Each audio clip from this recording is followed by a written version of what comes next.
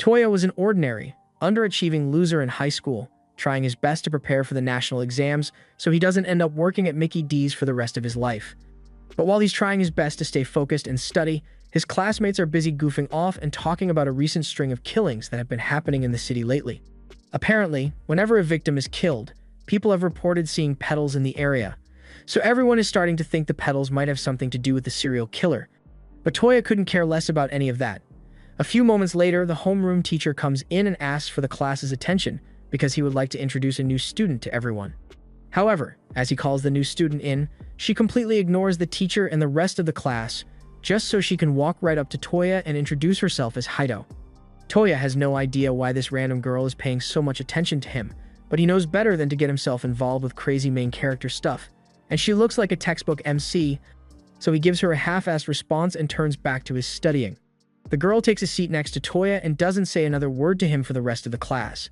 But after school is over for the day and Toya is on his way home, she comes looking for him and jumps onto the railing next to him. She then does a backflip even more unnecessary than the stuff Leon Kennedy does, and Toya is understandably confused because he still has no idea why this random transfer student is so interested in him.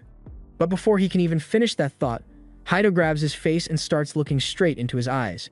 This freaks Toya out, so he pulls away from her and says he's got to go to cram school now before walking off. As he's leaving, Haido starts talking to someone named Neumann on her phone and tells them that she was right about the look in Toya's eyes. And that single sentence means Toya is officially wrapped up in the plot, so there's nothing he can do about it now. Meanwhile, in a dark alleyway somewhere in the city, a crazy man is attacking a woman with a butcher's knife, saying he's going to make a fine meal out of her. And this alleyway happens to be right around the corner from the cram school Toya goes to, so the plot is already not looking good for him. Toya is currently sitting on a bench outside his cram school, looking at his transcripts from his latest mock exam, and to be honest, it's not bad. He's got a 70% average, but that's nowhere near enough to get him anywhere in the Asian school system. He throws his transcripts away in frustration and just sits there, wishing that he had some kind of talent, literally anything, if it would mean he doesn't have to remain a useless bum for the rest of his life. But as much as he wants a talent, he knows they don't just fall from the sky, so he's not going to get anything by simply wishing for it. At the same time, back near that alley, 2 police officers have been called in to investigate because a few people reported hearing a woman's screams coming from that area. But so far, they haven't been able to find anything. Just then, they notice a man hunched over in the corner, and they assume he must just be really drunk, so one of the officers walks up to him to check if he's alright. But to the officer's horror, he soon realizes that this guy is eating the human remains of the woman from earlier, and he seems really proud of himself. The officer can immediately tell that this dude ain't right in the head, so he pulls his gun, fully prepared to pump him full of lead if he makes any sudden moves. A few moments later, Toya is walking home when he passes that very same alleyway, and the first thing he sees are the now decapitated bodies of those 2 officers, all while the crazy guy is standing there laughing his ass off. And sure enough, Toya has officially been roped into the plot. Just then, Haido shows up out of nowhere, and seeing the look on Toya's face, she asks him if he's feeling jealous right now. She says that when most people witness someone else's talent, they feel one of 3 emotions: awe, fear, or envy, and she assumes that someone like Toya, who has been so desperate to gain a talent, must be feeling pretty jealous right now. Toya is still having trouble wrapping his head around the whole situation and the fact that Haido somehow knew he was going to be here. But just then, the man notices both Toya and Haido seems to have a bit of a history with Fish. He says it's all thanks to Haido that he was able to awaken his talent, and that he is truly grateful to her. But as proof of his twisted sense of gratitude, he says he's going to do her the honor of turning her into his next meal. He then lunges at both Haido and Toya, but even though he was looking right at them, Haido still manages to grab Toya and hide behind a pillar, all before Fish's knife even hits the floor. Apparently, that little maneuver was all thanks to Newman's computational predictions, but Newman reminds Haido that she needs to take care of this as soon as possible. So Haido hands her phone over to Toya and asks him what he would do if there was an item that could allow you to gain the talents of your past lives instantly. That sounds like a dream come true for someone like Toya, but there's a catch. The item is this blade, and in order to gain the talent, you need to roleplay as a depressed emo teenager, so that's not exactly ideal. As Fish finally locates the 2 of them, Haido suddenly slashes her own neck, activating her past life talent as a kunoichi. As she does this, Toya notices flower petals pouring off of her, but before he can even ask about it, Fish attacks her, so Haido is forced to defend herself with her swords. While the fight is happening, Neumann talks to Toya through the phone and explains to him that through the branch of reincarnation, one can retrieve talents from their past lives, and those who have achieved reincarnation are called returners. As returners, both Fish and Haito are capable of performing superhuman feats, which is already pretty obvious, but Toya still has no idea what's up with the petals, so Neumann continues her explanation. She says that the petals are proof that someone has retrieved a talent from their former life. Even the most outstanding geniuses still die eventually, and when that happens, they are given a brand new life. But through reincarnation, it is possible for them to access their past skills. But just because someone was talented in their past life doesn't mean they were a good person, which is how you end up with people like Fish. Both good and bad alike are capable of awakening their past life talent, but there's also a chance that you were a talentless bum in your last life, in which case, attempting reincarnation will just kill you. That basically means that if Toya tries to use that thing, there's a good chance he might actually die, so Neumann asks him if he is still just as desperate to awaken a talent. She assumes Toya would get scared and refuse, but it turns out that she severely underestimated how insane he can be. Meanwhile, Haito is still fighting Fish, and Fish says he's disappointed because for someone who's supposed to have the talent of a legendary swordsman, her skills have been very underwhelming. Haito takes offense to that statement, so she decides to bust out one of her ultimate moves, the 8-hued corpse slash. At first, it looks like Fish is prepared for it since he manages to block one of Haito's slashes, but he forgets about the other 7, so a moment later, he is chopped to pieces, and the only thing left of him are his petals, which then scatter into the wind. Once Haito confirms that Fish is down, she goes back to pick up her blade, but then she notices that Toya is gone. She asks Neumann where he went, so Neumann explains that he took one of the reincarnation blades and ran off. Haito looks relieved because she was worried that Toya wouldn't have the guts to do it, but this is the exact outcome she was hoping for, and over in Toya's room, we see him drenched in blood after slicing his own neck. As he passes out, he has a vague dream about a mysterious white-haired man, and the next time he opens his eyes, it's already morning, and Haito is sitting in his room with him. He asks her what she's doing here, but then he sees his hand covered in dried blood, and that's when Haito tells him that he has successfully become a returner. He did do a lot of moaning and groaning in his sleep, though, so she asks him what that was all about. A little while later, Haito and Toya are sitting on a park bench, and Toya explains that he used to have an older brother who was good at everything. Everyone swarmed around him because he was a prodigy with a bright future, while Toya was left neglected because he was painfully and completely average. Everything he did was compared to Sia's exceptional performance, and just because Toya didn't win a gold medal in a foot race at 6 years old, his father called him a disappointment. Ever since then, Toya has been desperate to live up to the standard that Seiya had set, but for all the talents that Seiya had, he basically rolled a nat 1 on his health stat, so he eventually got sick and died. Toya's parents blamed him for Seiya's death for some reason, and that ended with him getting kicked out of the house, so he has been trying to get back at them by gaining a talent of his own to prove them wrong. Haito now understands why Toya was so desperate to get a talent, but desperate is an understatement because Toya literally tried every skill out there, and he was never any good at them. Haito says she understands how Toya feels because in a way, she's just like him. Toya is a bit confused by that statement, so he's about to ask her what she means by that, but before he could do so, she suddenly receives a message from Neumann asking her to come over. A few minutes later, they arrive in Neumann's room, and just by looking at the place, you can tell that Neumann has never touched grass before, mostly because she can't walk. Toya recognizes her voice as the one from the phone yesterday, and Haito asks Neumann where everyone else is because it's awfully empty here. Neumann explains that all the others are currently out on missions to defeat evil returners. After all, that is their main mission, here at the Forest of Greats. She explains that since evil returners are bound to pop up every now and then, it is their duty to eliminate them as soon as possible before they cause harm to the public like Fish did yesterday, and she expects Toya to join the fight. Toya seems very cooperative for someone who has just been told that he needs to kill other people, and on his first official assignment, he will be accompanied by Haito to take down an evil returner named Vlad. However, Neumann says she doesn't want them to kill him right away. That part is a little confusing for Haito, since killing evil returners is her job, but Neumann says she wants to gather some information on Vlad's talent, so they just need to keep him busy for 10 minutes, and after that, they can kill him. She also mentions that the mission will be on hold until 2 days from now because they still need to test out Toya's returner ability. So later that night, Toya heads out looking for an opportunity to use the ability. At one point, as he is walking down the street, he spots a burglar who had just stolen a girl's bag, and she is currently chasing after the thief. So Toya decides this is the perfect opportunity. Ironically, Toya's talent is called Right Arm of the Thief, and as expected, it's a stealing talent.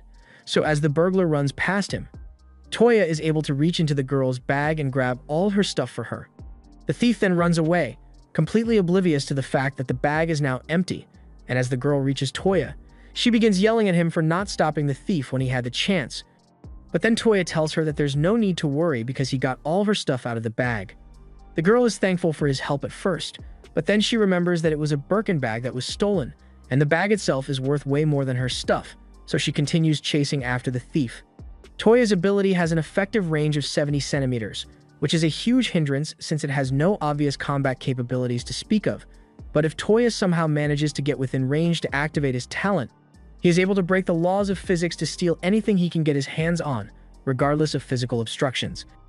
And its effectiveness isn't limited to just items either, because in that brief moment, Toya is also able to steal the blood out of the thief's veins, so he is currently collapsed on the floor. By all indications, this is a power that seems evil, but as long as Toya doesn't use it for bad purposes, then there's no problem. That said, that guy wasn't a returner, he was just a regular thief, so a death sentence for stealing a purse seems a little too extreme. 2 days later, it's time for the mission to eliminate Vlad, so Haido and Toya go out into the forest to fight him. Toya has to keep his distance, while Haido takes the lead since he doesn't have much combat experience. The initial goal here is just to keep Vlad busy for 10 minutes so Neumann can gather information on him, but his talent allows him to create countless sharp spikes from the ground, and that makes it difficult for Haido to stay safe while fighting him, so she eventually gets stabbed in the shoulder by Vlad. Haido is down for the count here, so even though the 10 minutes are almost up, Neumann gives up on trying to gather information on Vlad and tells Toya to get out of there before he gets killed as well. But Toya doesn't feel comfortable leaving Haido to die in a situation like this. Vlad is about to finish Haido off when all of a sudden, an arm reaches through his chest, which catches him off guard because there's supposed to be a stone wall behind him. It turns out that Toya used the stone wall as cover to reach into Vlad's body, and Vlad assumes he had intended to steal his heart, but because he's still unaccustomed to his ability, he misses the mark and ends up stealing nothing. Vlad mocks Toya for failing at such a clear opportunity for victory, and given the circumstances, there's no way that Vlad could lose to him now that he knows what his ability is, so Toya and Haido are pretty much doomed.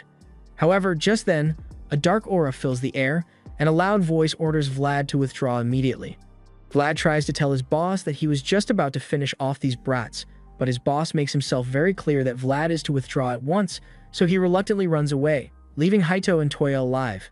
Later on, Toya is standing alone by a bridge when all of a sudden, he is cornered by Vlad. Vlad demands that he return what he stole from him that day, and at first, Toya tries to play dumb and act like he has no idea what Vlad is talking about, but Vlad says he knows Toya must have stolen his talent. Back when Toya attacked Vlad, his target was Vlad's talent all along, and the fact that Vlad came here alone to try to get it back means that he must not have told anyone about it, which is perfect for Toya because he wants to keep his ability to steal talents a secret, and to ensure that it remains a secret, he activates his stolen ability and impales Vlad with his own spikes. Toya is no hero, and he has no interest in protecting humanity. All he cares about is gaining as many talents as possible, whether good or evil, so he can become the most talented person on the planet, and he's not going to let anyone get in his way. The next morning, Neumann calls to wake Haido up, and she's a little confused because from what she can see, it looks like Toya spent the whole night studying, and she didn't think he was the kind of person to continue putting in pointless effort even though he has already awakened a talent. Toya ignores Neumann's statement and asks her what's on the agenda for today. So Neumann informs him that he's going to hunt down an evil reincarnator, but before that, there's one stop she'd like him to make first. Neumann gives Toya directions to get to Haido's home because she's not answering her phone, and after walking in, Toya finds her half asleep and half dressed in the middle of her dojo. Neumann begins yelling at Haido for being so lazy, but Haido says she only slept in because she spent all night training her sword skills. Once again, Neumann can't understand why someone would bother training when the skills they already possess far surpass anything they could achieve through their own efforts. But be that as it may, Haido still enjoys practicing whenever she can. Anyway, today's target is a rogue clown named Hisoka who targets young children and lures them into the forest to become his victims. Before long, they enter the territory of the killer clown, and he attacks them on sight because he was expecting them to show up. Haido immediately activates her powers, and Hisoka assumes this will be easy, since all he needs to do is keep his distance and use his nen. But before he can do anything, Haido has already slashed his body in half, so the mission is already over. This is technically a success, but Newman is pissed that Haido took the clown out so easily when this was meant to be an opportunity to let Toya get some real combat experience. She apologizes for jumping in so quickly, but she just thought the clown looked like an easy target, so she couldn't help herself. However, it looks like Haido and Toya weren't the only ones who were after the clown because there was a whole strike team tailing him, and now that they've seen Haido take the clown down so easily, they decide to begin following her as well so they can figure out the secret of these petal spreaders. Later that night, Haito is hunting down another evil reincarnator, but all of a sudden, a bunch of apples drop in front of Gin, and a second later, he is forced to the ground by a tremendous force. Gin struggles a lot, but he eventually manages to slip out of the gravity field to continue running away, and the Newton reincarnator is really impressed that he managed to overcome that much gravity on his own. Since the guy is on the run again, it's up to the Einstein reincarnator to stop him, so she uses the theory of quantum mechanics to teleport right next to Gin, and then teleport his arm off his body. Once Einstein returns, Newton congratulates her on a job well done, but asks why she didn't just teleport the guy's head off to finish it quickly. However, she says killing targets is the soldier's job, so she didn't want to steal his thunder. Just then, Gin has a gun pressed against the back of his head and is ordered to surrender, but in that moment, he uses his other hand to grab a pair of scissors and slashes both of the soldier's eyes and neck. Gin is sure that should have been enough to kill the soldier, but a moment later, he gets shot in the chest because the soldier isn't an ordinary man, he's the undead soldier reincarnator, so he literally cannot die. And that's not all either. They also have Dr. Raisha, the replicator, and he has completely surrounded the alleyway with his clones, so there is nowhere for Gin to go, and a few moments later, Gin is executed. After the mission is complete, they all head back to base, where Newman congratulates them on a job well done. They hand over the branch they recovered from Gin, and then Nightingale comes over to ask if any of them got hurt in battle since she is the angel of healing. Funasaka could use a little recovery since he's still missing a few body parts, so Nightingale hugs him and starts licking his cheek to begin the healing process. She also whispers into his ear that she wishes he would take better care of his body because she hates seeing him get hurt, and she really seems to be enjoying her time with Funasaka, so the others just leave them alone. As for Toya, while the others were out on their mission, he was busy sorting through the tangled wires of Newman's setup, and Haito is surprised that he's willing to do chores like this even though he finally has the talent he was so desperate for. But Toya says he just happens to enjoy doing little tasks like this, and Newman is grateful for his help because she couldn't get anyone else to help her with it. Newton has heard a lot about Toya from Newman, so he's excited to finally meet him, and normally they would do a formal introduction, but everyone else is already doing their own thing, and Nightingale is still kissing Funasaka, so they'll have to put the intros on hold for now. Later that night, Toya and Haito are walking home together, but just then, Toya notices that the lights in his apartment are on, which is odd since he lives alone, so he and Haito head up with caution to figure out what's going on. Once they get inside, Toya finds an old friend of his, Itsuki, sitting in his room. Itsuki starts talking about how Toya looks exactly the same even though it has been ages since they last saw each other. And seeing that Itsuki is one of Toya's friends, Haito decides to introduce herself. Toya mentions that despite how he may look, Itsuki is actually exceptional when it comes to martial arts, so much so that he was hailed as a child prodigy right alongside Toya's brother. And he is currently the head of a special forces unit in the military. He's not a bad guy, but Toya thinks he's really annoying because he takes every chance he can get to brag about his achievements. After settling down, Toya asks Itsuki what he's doing here, so he explains that he heard that Toya had been skipping school a lot lately, so he was concerned that something might have happened to him. But it looks like he was worried for nothing because he assumes Toya has just been busy with his new girlfriend. He honestly didn't think Toya had it in him to bag such a pretty girlfriend, and even though Toya tries to explain that he's got it all wrong, Itsuki thinks he's just embarrassed, so he tells him there's no need to hide this kind of thing from him since they've known each other for so long. Hearing that gets Haito curious, so she asks just how long they've known each other, and Itsuki takes out a picture from several years ago to show her. The picture was of Itsuki, Toya, and Sia, and since the three of them spent so much time together back then, Itsuki views Toya as his own little brother now. He always thought Toya and Seiya made an adorable pair because Toya always did everything in his power to catch up to Seiya, and Seiya would often slow down a little so he wouldn't leave Toya behind. He wonders how Seiya would react if he were here to see that his younger brother got a girlfriend. Though now that he thinks about it, Seiya never really paid much attention to little details like that, not because he didn't want to, but rather because he never had the time to since he was so busy. It's what you would call the curse of the talented, but Toya probably wouldn't understand what he's talking about. Anyway, he doesn't want to take up any more of Toya's quality time with his girlfriend, so he says he's leaving now. But Toya can't stand the fact that Itsuki still thinks he's talentless, so he stops him and announces that he finally has a talent of his own.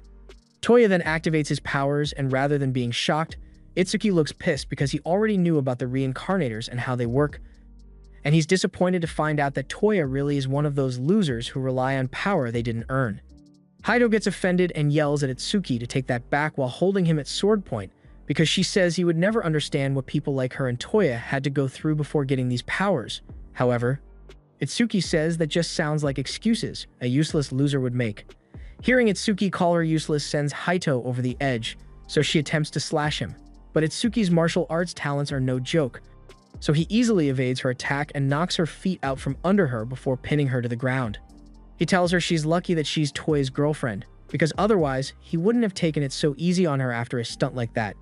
And Toya can't even be upset about what happened because Haito did try to kill Itsuki just now. As Itsuki is leaving, Toya admits that using the reincarnator power was indeed a cheap shortcut, but he plans to use this power to gain talents of his own so he can one day surpass Seiya, and hearing that, Itsuki leaves without saying much.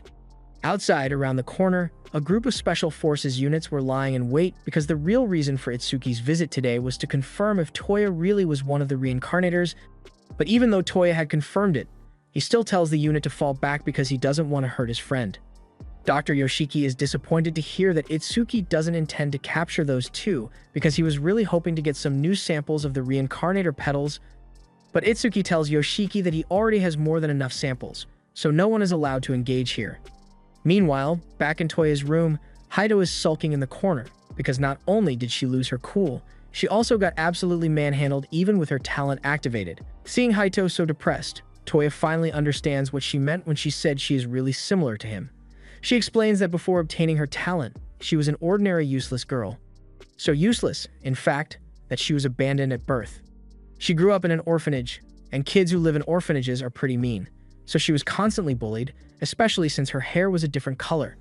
She cried herself to sleep every night, and the staff didn't care enough to do anything about it, so they all just pretended they didn't notice. However, one day, she was taken in by a kind man who took her to his dojo and promised to train her. Haito was happy to finally have a place to belong, but because the family was built on long-standing rules and traditions, there were many who were against the master taking her in, but he didn't care about their objections and took Haito in regardless. He gave her all the love and attention she could ever ask for, and Haito wanted to repay him by working hard to master the sword, but no matter how much she trained, she could never improve because she had no talent for the sword. She desperately wanted to gain talent so she could make her father proud, and that's when she heard a rumor that a branch of reincarnation could allow her to awaken a talent. She searched all over the place until she eventually found one and awakened the sword skills of Musashi. But in her excitement to show her father her talent, she went too far and nearly killed him. He managed to survive, but he was left crippled and unable to hold a sword ever again, so the dojo was shut down, and the family kicked her out for what she had done. She doesn't want to let things end this way, so she plans to make things right by becoming a full reincarnator and reopening the dojo for her father. But this is the first time Toya has heard of a full reincarnator, so he doesn't know what she's talking about. Meanwhile, Itsuki and Yoshiki are driving back to base, and Itsuki really wishes he could have skipped that reunion because he didn't mean to say all that stuff back there, but he really is disappointed that Toya ended up this way. And what makes it even worse is that all this is exactly what the prophecy they received talked about, so things will only go downhill from here. Back at Toya's house, he asks what a full reincarnator is supposed to be, and Newman chimes in to explain that everyone back at the Tree of Greats is a full reincarnator, except Toya and Haito. The main difference is that while Haito and Toya have a limit on how long they can use their abilities, the other full reincarnators have no cooldown at all and are always in their talented form. This state can be reached by using your talents more and more in battle until you simply don't return to normal, and despite how sketchy that sounds, that's exactly what Haito is aiming for, because the only way she'd be able to face her father again is if she were to go back as Musashi Miyamoto. Later that night, Toya calls Haito out to the school because he has something he wants to show her. First, he makes her turn her phone off so Newman won't be able to listen in, and once he's sure it's safe, he reveals that his talent allows him to steal the talents of others. Haito tells Toya she's impressed because his talent is really useful, but Toya asks her if she's sure she wants to be celebrating this, because in the pursuit of talent, he would no doubt target his friends if it was necessary. However, something like that doesn't bother Haito because she would do the exact same thing if she was in Toya's shoes. She's rooting for Toya to do the best he can, but she's also a little annoyed, so she pushes Toya against the wall and asks him why he hasn't tried to steal her talent yet. She knows the relationship wouldn't stop him from doing it if he wanted to, so it must mean that he thinks her talent isn't worth stealing, and she's totally right. She won't deny that her talent isn't great right now, but she swears that she is going to train it until Toya is forced to acknowledge that it is a great talent and try to steal it from her. Toya understands what she's trying to say, so he promises to amass a collection of talents worthy of rivaling her in the future, as the two of them have now formed a bond as rivals. Once Yoshiki and Itsuki make it back, they immediately confront the seer they captured because, as much as Itsuki hates to admit it, everything the seer prophesied came to pass, right down to Toya revealing his powers to Itsuki using one of those blades.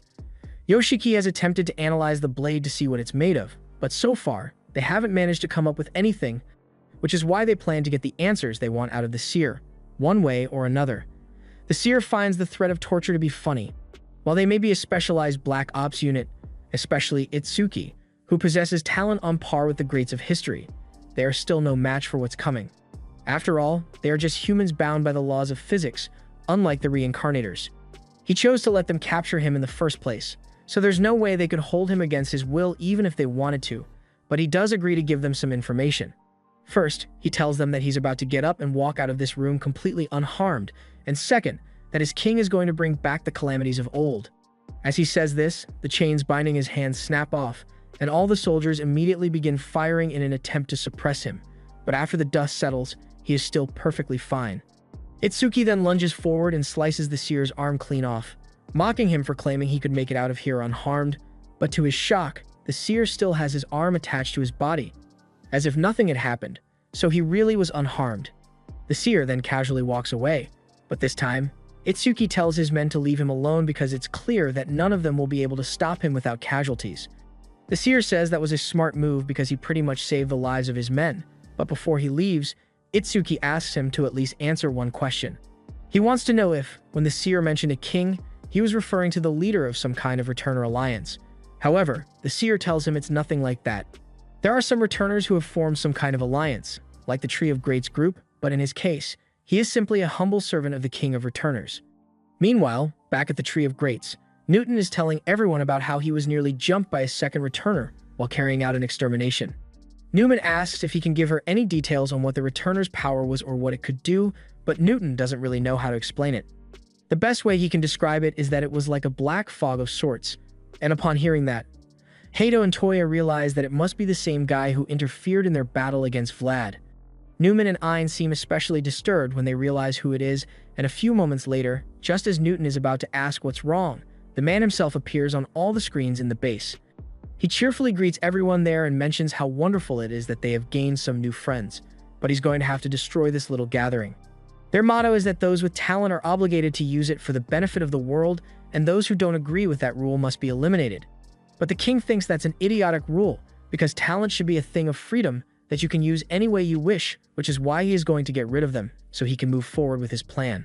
After that, the king disappears, and Newton is left really confused because he doesn't understand what just happened. He asks Newman who that guy was, but she's too preoccupied to answer him because what just happened proves that the king really is the mastermind behind all the evil returner activity that's been going on lately. Ein is particularly upset because she can't believe the king managed to survive, but there's no denying it now. Newman explains to everyone that the returner they just met was the Tyrant King, Xiang Yu, and he possesses the strongest combat-oriented talent ever. In addition to that, he is also one of the founding members of the Forest of Greats. The others were never told this before now, but the Forest of Greats wasn't always as large as it is now. It used to only consist of 5 members, including Xiang Yu, and they had a leader who believed that talents should be used for the betterment of the world, which is why the mission of the Forest of Greats became centered around helping humanity. However, Xiang Yu was a king who thrived on tyranny, and he couldn't stand the boredom of helping people, so he betrayed the group and killed their leader. It was this act of betrayal that led Noman to believe that it is impossible to coexist with returners who possess evil talents since they inherently crave destruction. Therefore, they must be destroyed for the sake of humanity. Ein is boiling with rage because she thought she had killed Xiang Yu last time, and she swears she will finish him off for good the next time she sees him. But Newton tells her to calm down because that's a terrible idea. However, Ayn isn't in the mood to be calmed down, so she punches him across the face and tells him to shut up because he could never understand her. Newton really hates the fact that Ayn goes straight to punching when she's mad, but he tells her that he's not saying she should simply let Shang Yu go, he just means she shouldn't go in alone, because they've got a team of powerful returners who are all willing to help her. Newman also says she thinks they can win as long as they all work together, so they will hold an all-out battle to take Shang Yu out and hopefully wipe out the evil returners once and for all. They are set to head out soon, but before they leave, Newman calls Funisaka over and gives him a secret message. A week later, Newman manages to track down Xiang Yu's base, and the entire team is prepared to launch a surprise attack. Just then, the Julius Caesar returner comes running up to Haito, and he seems really attached to her, but Haito wants nothing to do with him, so she keeps dodging his advances. Caesar continues trying to get her attention. However, while he's still mid-pickup line, Haito is suddenly attacked, so she draws her swords and ends up in a stalemate with the swordsman Jubei. Jubei and Haito are actually really good friends, so this little duel is just a way of catching up and testing their skills against each other to make sure they haven't gotten rusty. Jubei then goes over to Toya to introduce herself to him, and Caesar does the same. But Toya really isn't interested in him at all, so he turns away to talk to Newman and Newton. He asks them why there are so many unfamiliar faces there, so Newton explains that the Forest of Greats has many members all over the world, but since this is such a big battle, Newman called them all back to participate. Toya is amazed because he never thought he would see so many historical talents in one place, but it seems like the members who were called back don't really want to be here. People like Charles Darwin think the evil returners are doomed to face destruction by their nature, so it would have been better to just take them out individually rather than have an all-out battle, and Bobby Fischer agrees, along with Schrödinger. Toya doesn't know much about these people, but he can tell that they don't seem like the kind of people who work well together as a team. However, that works out perfectly for him because he doesn't care about winning or losing. All he wants is to steal as many talents as possible amidst the chaos. Once everyone has settled down, Newman informs them all of the plan, and basically, they all have to attack along 3 predetermined paths. So Toya is trying to decide which route he should pick to maximize his talent hunt. But just then, Funisaka announces that he would like to pair up with Toya and Faber to head down the Earth path, and that throws a serious wrench in Toya's plan because he can't steal any skills without getting caught if he has teammates nearby. He asked Funisaka why he wants to pair up with someone like him of all people, and Funisaka simply says he has taken an interest in Toya recently, and Toya can't think of anything to say to weasel his way out of this without seeming suspicious. As the mission is about to start, they all gather by the front gate, and Newman warns everyone to be careful because they are going to be facing some of the strongest villains in all of history. Haito and Jubei are chosen to step up and lead the charge, and as Haito passes Toya, who is clearly still panicking over getting paired, she tells him she will be much stronger by the time he reaches the castle doors, that he will have no choice but to try to steal from her. After that, Jubei and Haito break down the front gate and charge in, so it's time for the rest of the team to join the action as well. The Wright sisters both fly into the air and carry one of Newman's satellites so she can begin running her calculations, and while she's doing that, the teams make their way into the compound. As Toya is running with Funisaka, Funisaka can tell that he seems upset about something, so he assumes that Toya must be worried about Haito. After all, those two seem pretty close, so it's natural to assume that they are a couple. Toya is caught off guard a bit by what Funisaka just said, but he clarifies that there's nothing special going on between him and Haito.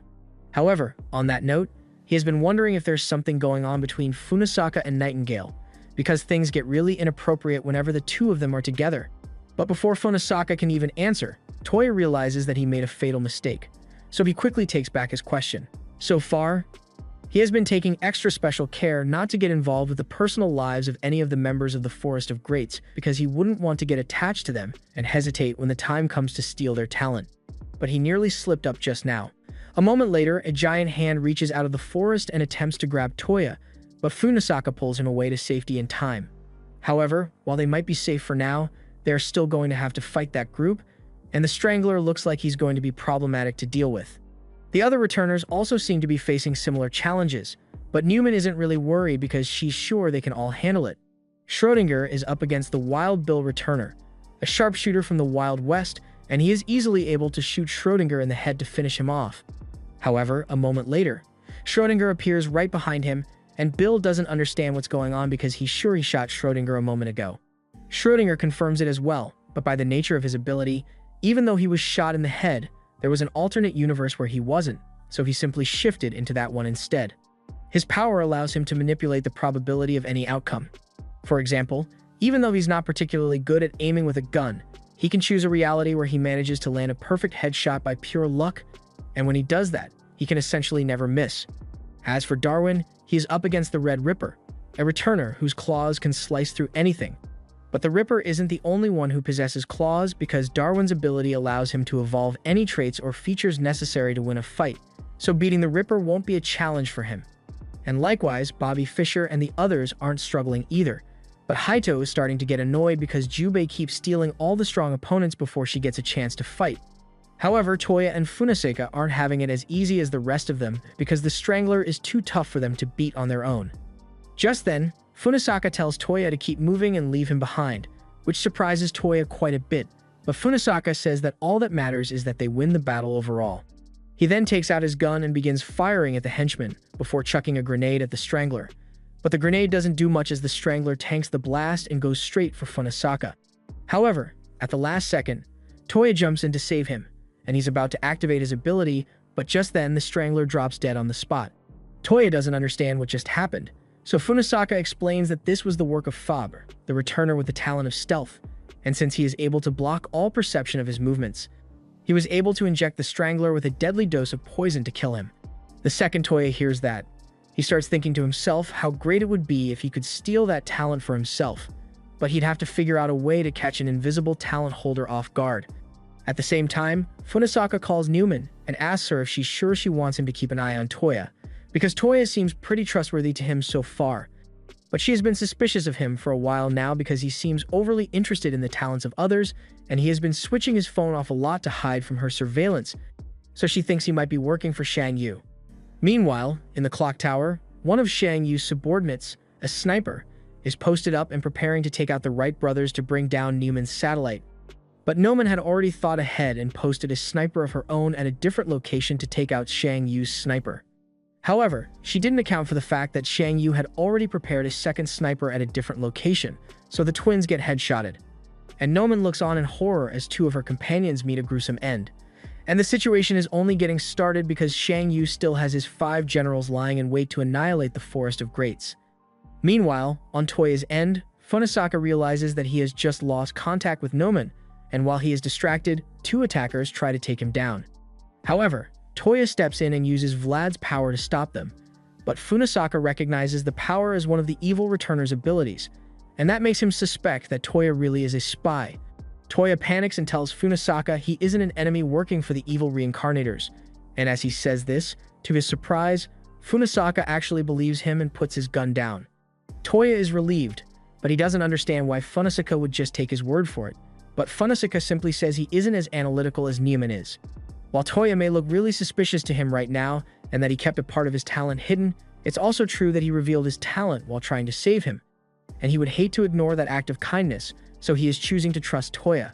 That said, he asks him to explain what's going on so he can understand the full story. A little while later, Toya explains everything to Funasaka, and Funasaka seems to understand it pretty well.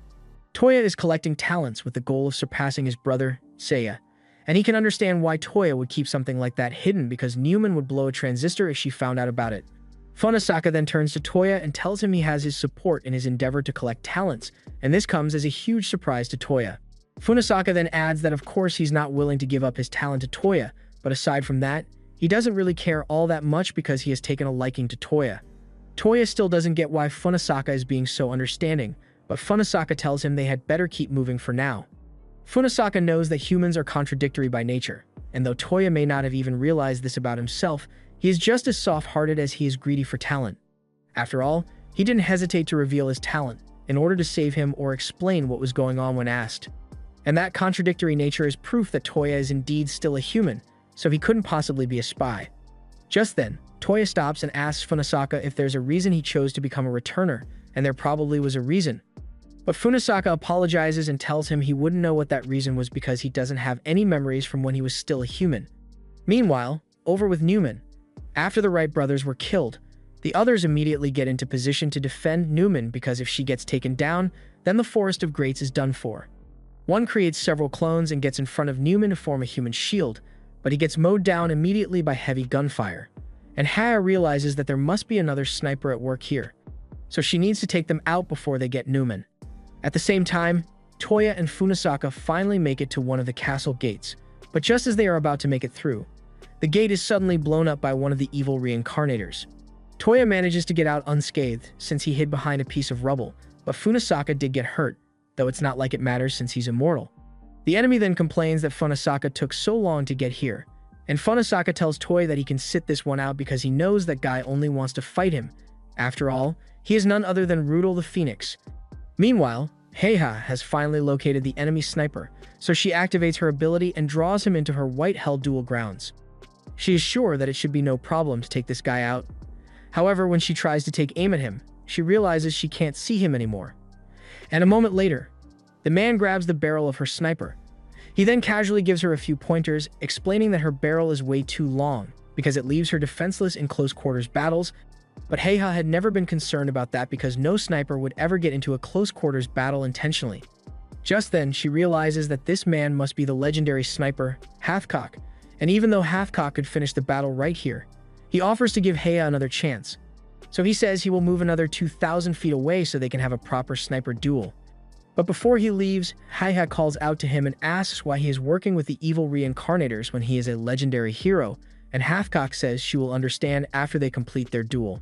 Back on Toya and Funasaka's end, Toya asks why Rudel would be working with the evil reincarnators since he's supposed to be the renowned pilot of the Luftwaffe, and according to history, Rudel certainly wasn't evil. Just then, Rudel fires a shot at Funasaka, blowing off a portion of his face, but Funasaka returns fire and strikes Rudel in the face.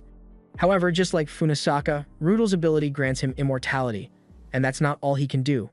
Rudel then drops a ton of bombs right on top of Funasaka, and Funasaka's body is blown to bits, but he regenerates a moment later so he can continue fighting. Rudel is intrigued that Funasaka's version of immortality works by self-regeneration, but Funasaka instead pulls out all the guns he's got in his arsenal, and Rudel does the same. Toya is currently staying hidden to keep himself from getting caught in the crossfire, and in theory, since both of them are immortal, they should be evenly matched. But the main problem here is the difference in firepower. Funasaka only has firearms and grenades at his disposal, but Rudel has a much more powerful machine gun, as well as his bomb rain, and it's keeping Funasaka from making any sort of progress. The only person who could potentially turn the tide in a situation like this is Fob, but Fob is currently lost in the forest because the navigators aren't working anymore. Just then, he happens to come across two evil returners sitting in the middle of the forest, and he thinks he might as well take them out since they can't defend themselves against someone they can't see. However, to his shock, the big guy charges right towards him, and he doesn't understand how this is possible since he should be completely hidden from detection. The person in the chair is Hitler, and he possesses the ability of Mastermind, which is why he has already deducted the abilities of all the members of the Forest of Greats. And as for how he knows where Fabre is, his ability hides all sounds and smells coming from Fabre's body, but since this forest is full of decay from Polt's ability, the lack of smell in Fabre's location gives him away, and with Fabre's primary advantage pretty much rendered useless, Polt proceeds to squish him into the ground.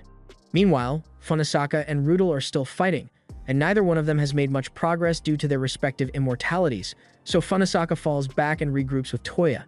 He tells Toya that there's nothing he can do here since Rudel's offensive capabilities are superior to his own, but Toya can tell that Funasaka seems to be enjoying himself. Funasaka doesn't deny that since this battle is pretty fun, but the way he sees it, there's no way they can win as things are now. Toya asks if it's going to be a stalemate then, but Funasaka tells Toya that there's a limit to how much a returner can use their abilities, even with something like immortality.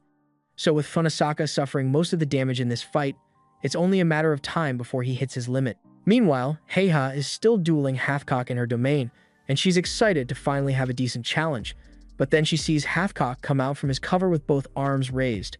She can't believe what she's seeing because she never imagined that someone as skilled as Hathcock would surrender so suddenly, but Hathcock never intended to surrender in the first place. He was merely walking forward so he could get Heiha within the range of his one domain, and once he's close enough, it turns from nothing but snowy tundra to a snow-covered jungle. And this is where the real fun battle begins for both of them. Meanwhile, back in the forest, Newton and Ayn are walking together, but Ayn is absolutely terrified because she can't use her teleportation ability at all in this place. Just then, she hears a noise coming from the bushes nearby, so she clings onto Newton for dear life, but on a second glance, she realizes that it's just Darwin. However, Just as she is about to yell at him for jump-scaring her like that, Darwin collapses into a puddle of goo right before her eyes. Ain is about to scream in terror, but Newton covers her mouth because if there's someone in the forest strong enough to take out Darwin, then they are likely still nearby. And Newton was right about that because Hitler and Polt are right around the corner. Hitler thinks it was a bit conceited for Darwin to call his ability evolution when all it did was grant him the characteristics of pre-existing animals, so he wasn't very difficult to beat. But that aside, Hitler asks Schrödinger how long he intends to keep hiding behind that tree. Schrödinger has been here for a while now, but he hasn't made a move yet because every option he can think of has a 0% chance of success, so there's literally nothing he can do. He eventually gives up on trying to use his ability and just wings it, aiming his gun at Hitler. But that didn't work because Polt squishes and rots him into goo in an instant. Immediately after that, a sword is thrown at Polt, but he manages to catch it and rot it as well. The sword came from Bobby Fischer, and he's a little disappointed that his surprise attack didn't work on Polt since he was hoping to finish him off as soon as possible. Hitler knows all about Fischer and his ability to summon chess piece warriors, but hearing him say this catches Fischer off guard since he doesn't understand how Hitler could possibly know about his talent. And worse yet, Hitler has a perfect counter for every move Fischer makes because he knows what each and every piece does, so Polt is able to destroy them with ease. If this were an actual chess match, then Hitler admits that Fischer would have won, but in the real world, the strength of your piece matters just as much as your strategy. And Polt over here is way stronger than anything Fischer can create. Now that Polt has killed Fischer, Ain is really starting to panic because she can't think of a single way she could beat Hitler, especially since he just took out 3 powerful returners and seems to know everything about them. Newton can see that Ain isn't in the best state of mind right now, and judging from what they have seen Hitler do so far, Newton is sure that he must know they are here already, so he steps out and tells Ain that he will handle all the fighting for her. As soon as Polt has eyes on Newton, he plunges his fist into the ground, sending a wave of rot right towards Newton. Newton manages to leap into a tree to avoid getting dissolved, and he knows he said he was going to handle all the fighting, but he honestly can't think of any way to beat this guy right now. Just then, Polt somehow figures out where Newton is hiding, so he destroys the tree, and Newton is forced to go on the run. He doesn't understand how Polt was able to find him so quickly since that was a great hiding spot, but Hitler tells him that there's no point hiding because his mastermind ability is an all-knowing talent, which is exactly why he knows that Ain is hiding behind that tree over there, and that her ability is translocation, which allows her to move regions of space with herself inside to teleport. However, the fact that she hasn't teleported away yet means she can't use her ability right now, and the reason for that is because she is only able to teleport between locations that she has physically registered by walking there on foot. Hearing Hitler so accurately describe her talent sends shivers down Ain's spine, and Newton can tell that she is terrified right now, but just then, he notices a little weasel on the ground, and when he picks it up, he spots a symbol on its stomach, which reveals the truth behind Hitler's talent to him. With this info, he is able to blindside Polt just as he was about to grab Ain, and this gets Hitler's attention because there's no way Newton just randomly attacked from Polt's blind spot, so he must have realized the truth behind how this technique works. Basically, Newton figured out that this symbol he saw on the bottom of the weasel allowed Hitler to share his senses with it, and he placed these symbols all throughout the forest, which is how he was able to keep tabs on all the returners he has killed so far and figure out what their abilities were. And as for how he knew Ain's ability even though she never used it in the forest, Xiang Yu probably told Hitler all about it since he knew Ain back when he was part of the Forest of Greats. Hitler is impressed that Newton managed to figure out the truth behind his abilities so quickly, and he compliments Newton on how talented he is. But just because he has figured out the trick doesn't mean it changes their situation. After all, there's no way they can get rid of all of the marks that Hitler has placed throughout the forest, so their only choices are to either run away or die in battle against Polt. However, Newton still has one trick up his sleeve. Since he hasn't used his ability at all since he entered the forest, that means Hitler doesn't know what it does and hasn't made a counter-strategy for it yet, so as long as he can find an opening to attack, he still has a chance. Meanwhile, Rudel and Funisaka are still locked in combat, and Funisaka has figured out how to overcome the difference in firepower by simply catching and chucking Rudel's bombs back at him. But his regeneration is really starting to slow down after all the damage he has suffered. That said, Rudel is also starting to show signs of fatigue, so it's only a matter of time before one of them loses power first. And despite the threat of impending doom, both seem to be having the time of their lives because this is the most fun they've had in ages. The earliest memory Funisaka can recall is of him waking up as a returner, and he instinctively knew that a talent had been awakened within him, but as a trade-off, all his memories became fuzzy and blurred. However, he told himself that that was an insignificant price to pay for such power, and not much longer after that, he was inducted into the Forest of Greats, where Newman told him that he would work for the sake of humanity. And at first, he was overcome with emotion at the prospect of being given such a grand purpose. As such, he was sent to battlefields all across the world to fight, and with his talent, he was easily able to achieve things that no ordinary person would be capable of. But over time, he became bored because winning battles like these was way too easy for him. So he started to wonder if giving up his memories was really worth it for a bland existence like this. Back to the present, Funasaka has just had his arm blown off, and his regeneration is way slower than it used to be, so Toya runs out in front, trying to defend him, but Rudel tells Toya to stay out of this. However, strangely, Rudel doesn't shoot at Toya at all, and Toya thinks the reason behind it is more than Rudel wanting to keep the duel between him and Funasaka. He must have been given orders not to attack him for some reason, and Toya believes they can take advantage of that to win, so he tells Funasaka that they've still got a chance to win. Funasaka is still a little dazed, and he doesn't understand what Toya is talking about, but Toya tells him it means he doesn't have to fight to the death anymore. He is sure there must be something that Funasaka still has to live for, so he urges him not to give up on surviving. But hearing that, Funasaka now understands what his real purpose is, and it's not survival. He gets up and thanks Toya for his concern, but he tells him that there's no need for him to intervene anymore. He walks up to Rudel and thanks him for this opportunity because he finally understands what he has been missing all this time. He was never meant to be one of the greats, and he never cared about helping humanity. All he ever wanted to do was fight, because that's what he was made to do. And it's the same with Rudel. In fact, that's precisely the reason Rudel chose to go up against the Forest of Greats in the first place, because he knew he would get the chance to go up against someone like Funasaka.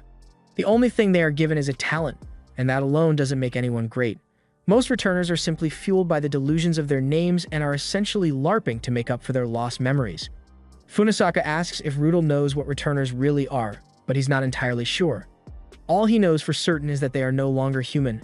After all, the people they used to be slit their throats in exchange for power and lost everything else in the process.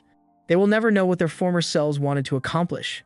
But Toya is different because, unlike them, he still has his memories and original name intact. Rudel was given express orders from Xiang Yu to allow anyone who still has their original name to pass, and he even mentioned Toya specifically, though Rudel isn't sure why.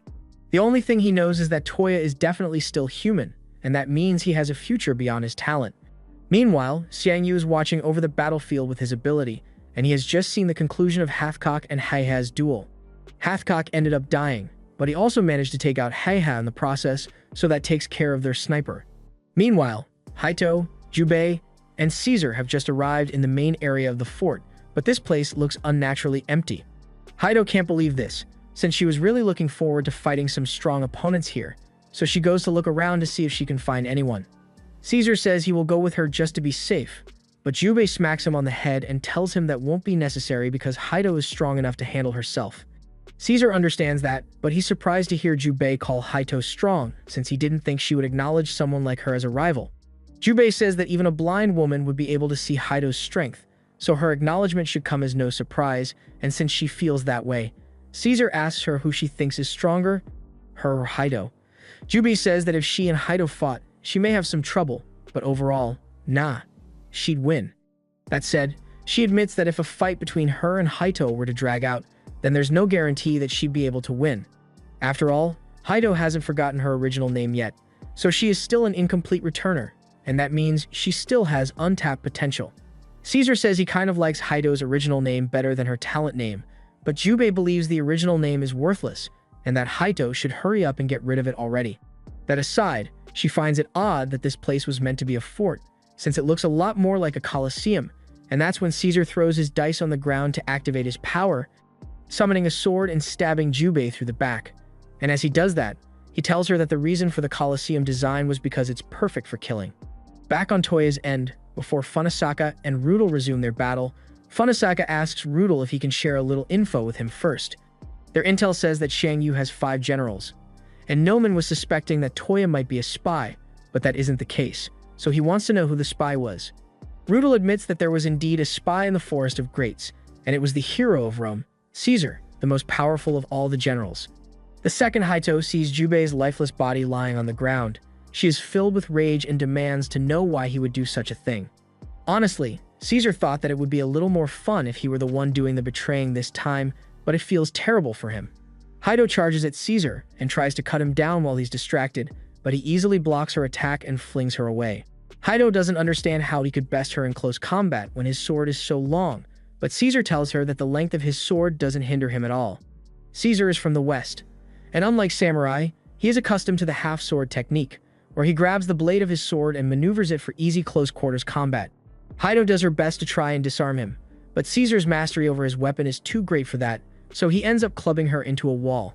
He tells her that there are countless ways for him to fight with a longsword, but he doesn't need to do all that because he has many other options to choose from.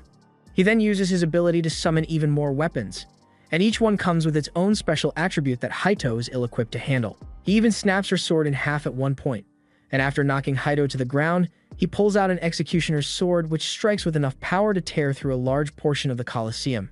However, he didn't hit Heido because he was just trying to show her the extent of his power. His ability allows him to wield any weapon with perfect proficiency, and as a matter of fact, this isn't even his main talent. His main talent is actually a strategy type, so this is more of a sub-talent he just happens to have. Heido can't believe that someone as powerful as Caesar would choose to betray them, but Caesar says he was simply never on their side to begin with. He has been around even before the Forest of Greats was founded, and he has his own goals to work towards.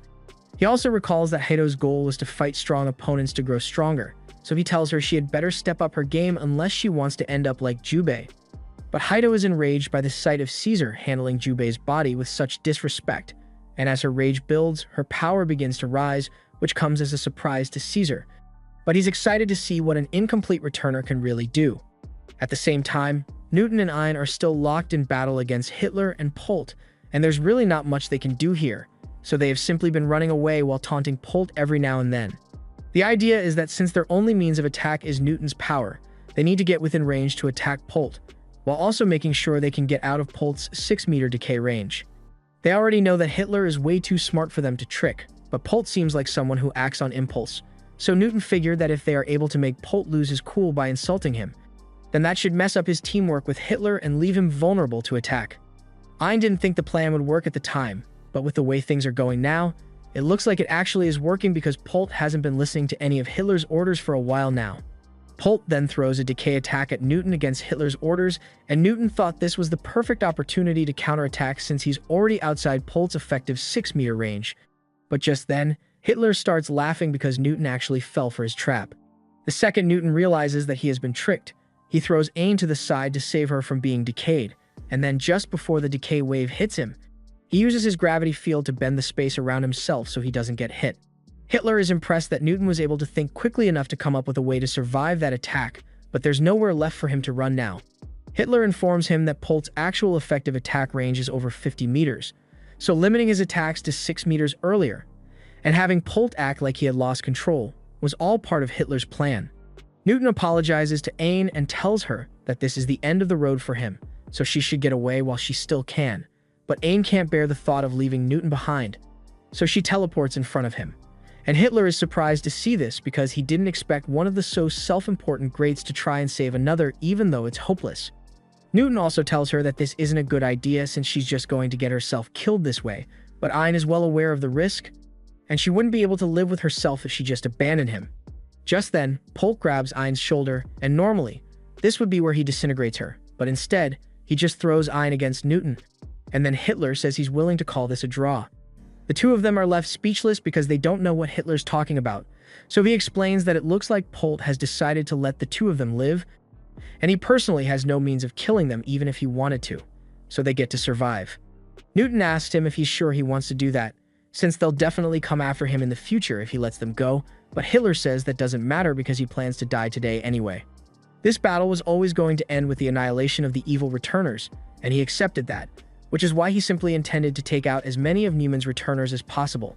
That's also why Hitler has no interest in killing the two of them, since the fact that they weren't delusionally confident in their talent and chose to protect each other shows that they still have a human side to them, so he tells them to cherish their remaining humanity. After that, Polt uses his power on both himself and Hitler, and as they are disintegrating, Hitler says he has one word of advice for Newton and Ein, so he tells them that they shouldn't believe everything Neumann tells them.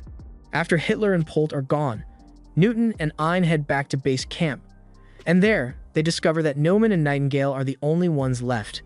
Seeing that Newton and Ein are injured, Newman tells Nightingale to go heal them, and while Newton is being healed, he starts questioning Newman about this whole operation.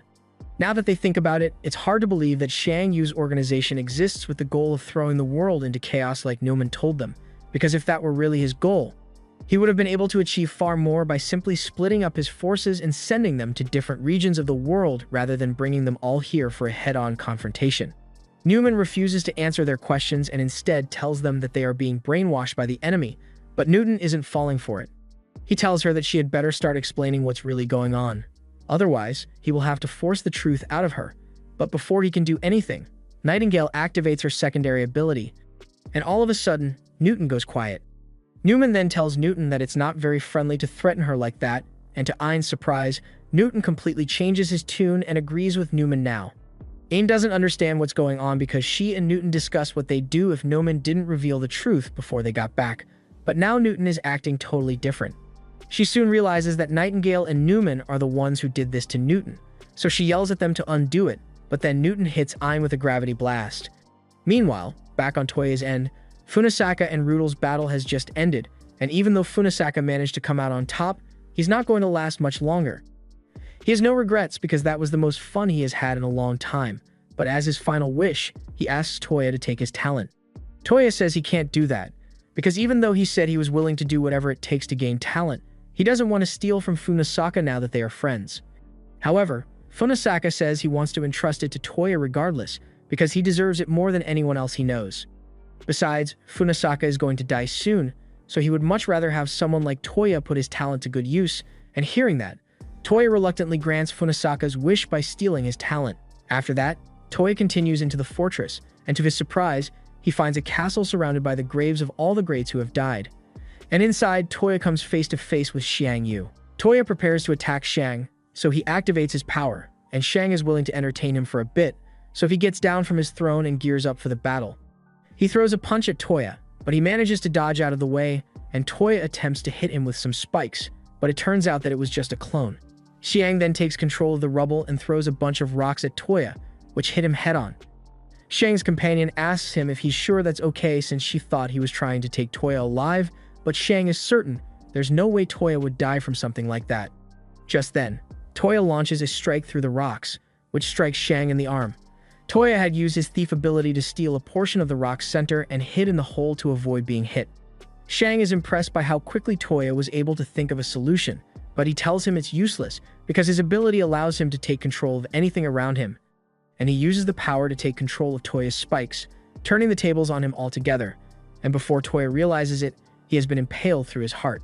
He falls to his knees in pain, but Xiang tells him to quit whining and heal himself already because he knows Toya has the immortality ability now.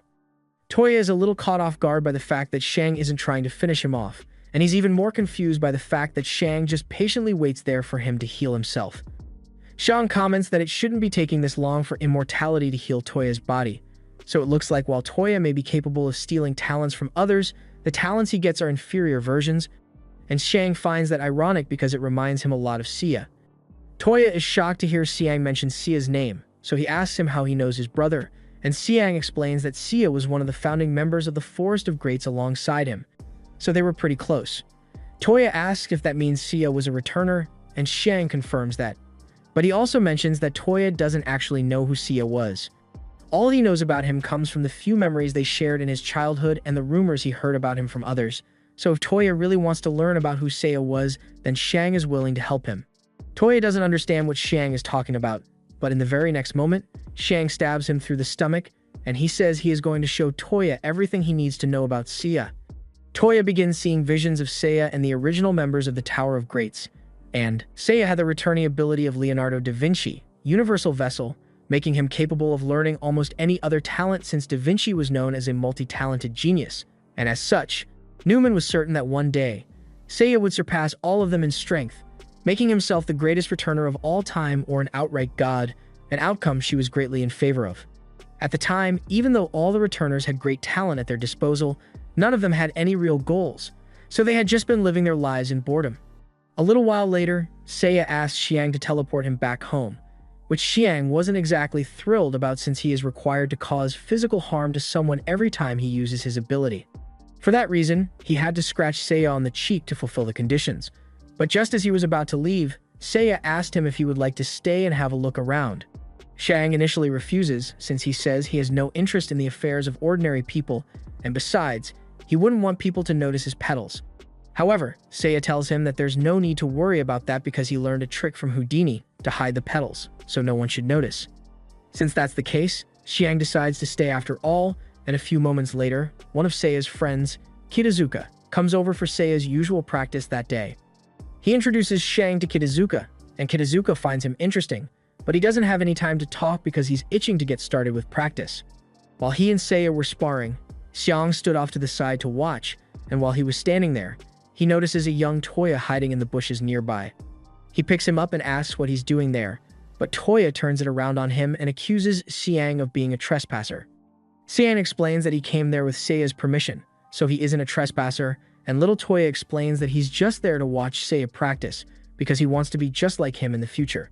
Xiang tells him that if he's trying to become like Seiya, then he shouldn't bother because no one can live up to someone like him.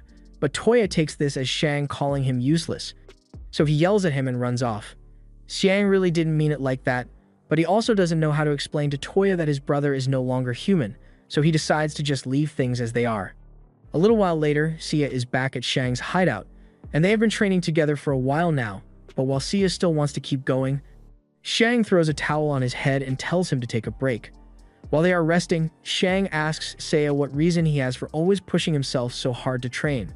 He wants to know if he has some sort of goal he is working towards, because if it's something like taking over the world, then Xiang wants in on the plan since that's what his ability is best for.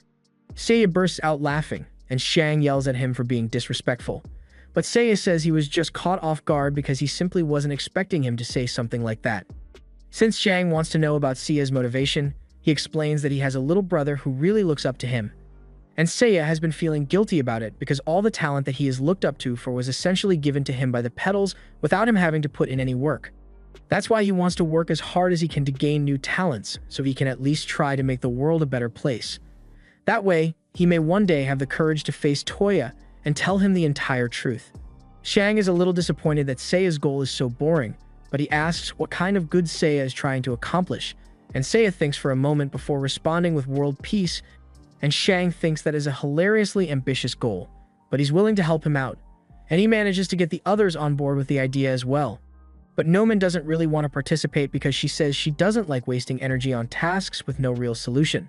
If it were world domination, then it would be a lot more feasible because all she'd need to do is kill off anyone who resists. But something like world peace is difficult to quantify because things like famine, discrimination, and war can't simply be fixed by force, and there are countless examples of those problems in the world, so even with Newman's superintelligence, she has no idea where to start.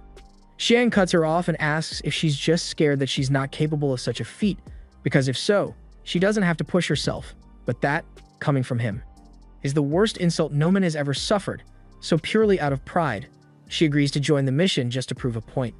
Since the whole idea was originally Seiya's, Xiang tells him that he should decide their first move, because with all of them working together, there should be nothing they can't accomplish.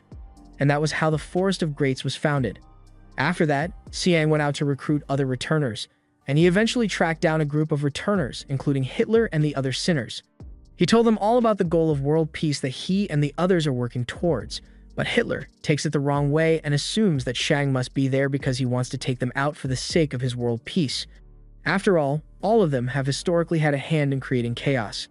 Darman tried to tell everyone that Xiang is just trying to help, but tensions are already high, and the others seem convinced that this is going to turn into an all-out fight. Just then, Xiang smacks both Hitler and Darman over the head and tells them to stop causing such a fuss. He explains that the Forest of Greats stands for returners who wish to do great things, so it doesn't matter who they are or what their talent may be. He is willing to accept them regardless. Hitler is surprised to hear him say that, but he reminds Xiang that there are some returners who are greatly influenced by their talent, so they may be led to commit crimes if their talent's history is bad. But Xiang was already aware of that, and promises to deal with any rogue returners personally. A little while later, Xiang returns to the new Forest of Greats base, and he's surprised to see a bunch of new faces there. But Seiya explains that they are all greats that Newman convinced to join the cause, and Shang is glad to see all the support they are getting, but there's something he wanted to talk to Seiya about. He asked Seiya if he would be willing to accept returners even if they don't have great pasts, so to speak, and he was a little nervous about how Seiya would respond to the question, but to his relief, Seiya said he'd be happy to accept anyone who wants to join the cause. That's how the Forest of Greats came to be, and the only reason it was so successful was because Seiya was there to keep them all together, both Great and Sinner class returners alike. However, that all changed when, one day, Seiya and the others called an emergency meeting, but when Shang arrived, he noticed that Seiya didn't look so good.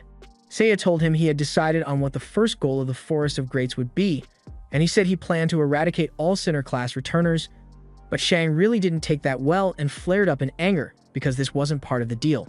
The others explained that Toya was recently attacked, and based on Newman's analysis, she determined that it was the work of a sinner. Xiang can understand why Seiya would be upset, but Xiang tells him that there are still plenty of Sinner class returners who are perfectly harmless. However, Seiya says that according to Newman's calculations, the chance of sinners committing crimes like this again is extremely high, and normal people have no way of defending themselves. If that's how Seiya truly feels, then Shang drops to his knees and tells Seiya to start by killing him. Seiya hesitates when he hears him say that, but seeing him hesitate just makes Shang even more angry because it shows that Seiya lacks any real conviction. If he's so sure that all Sinner class returners need to be eradicated, then the fact that they are friends shouldn't matter to him. Xiang tells Seiya that he has plenty of friends who are sinners, and he isn't going to just stand by and watch them be killed. So this means war, and as he says that, he drives his fist through Seiya's chest. The others go wide-eyed when they see what Shang has done, especially Ain, who immediately tries to take him out, but Shang manages to avoid a fatal hit, and in that moment, he notices that Newman has a sinister smile on her face, almost like she planned this whole thing. The group is about to attack Shang again to take him out, but before they could do that, Seiya teleports Shang away. Shang doesn't understand why Seiya would save his life after all he said, and that's when Seiya apologizes and tells Shang he was right about eradication being a bad idea. Shang now realizes that Seiya simply wasn't thinking clearly when he said all that stuff, and it makes sense because Seiya's whole reason for doing this was to make Toya proud of him. So seeing Toya injured likely clouded his judgment. It would have been nice to figure that out before things escalated, but it's too late now because Seiya is already dead. Back to the present. Toya has just seen the full story, and he thanks Xiang for showing him because it puts his mind at ease to know that his brother was a returner and not some unfathomable genius. Xiang is a little surprised that that's all Toya has to say after learning the truth, but there's something else he wanted to tell him.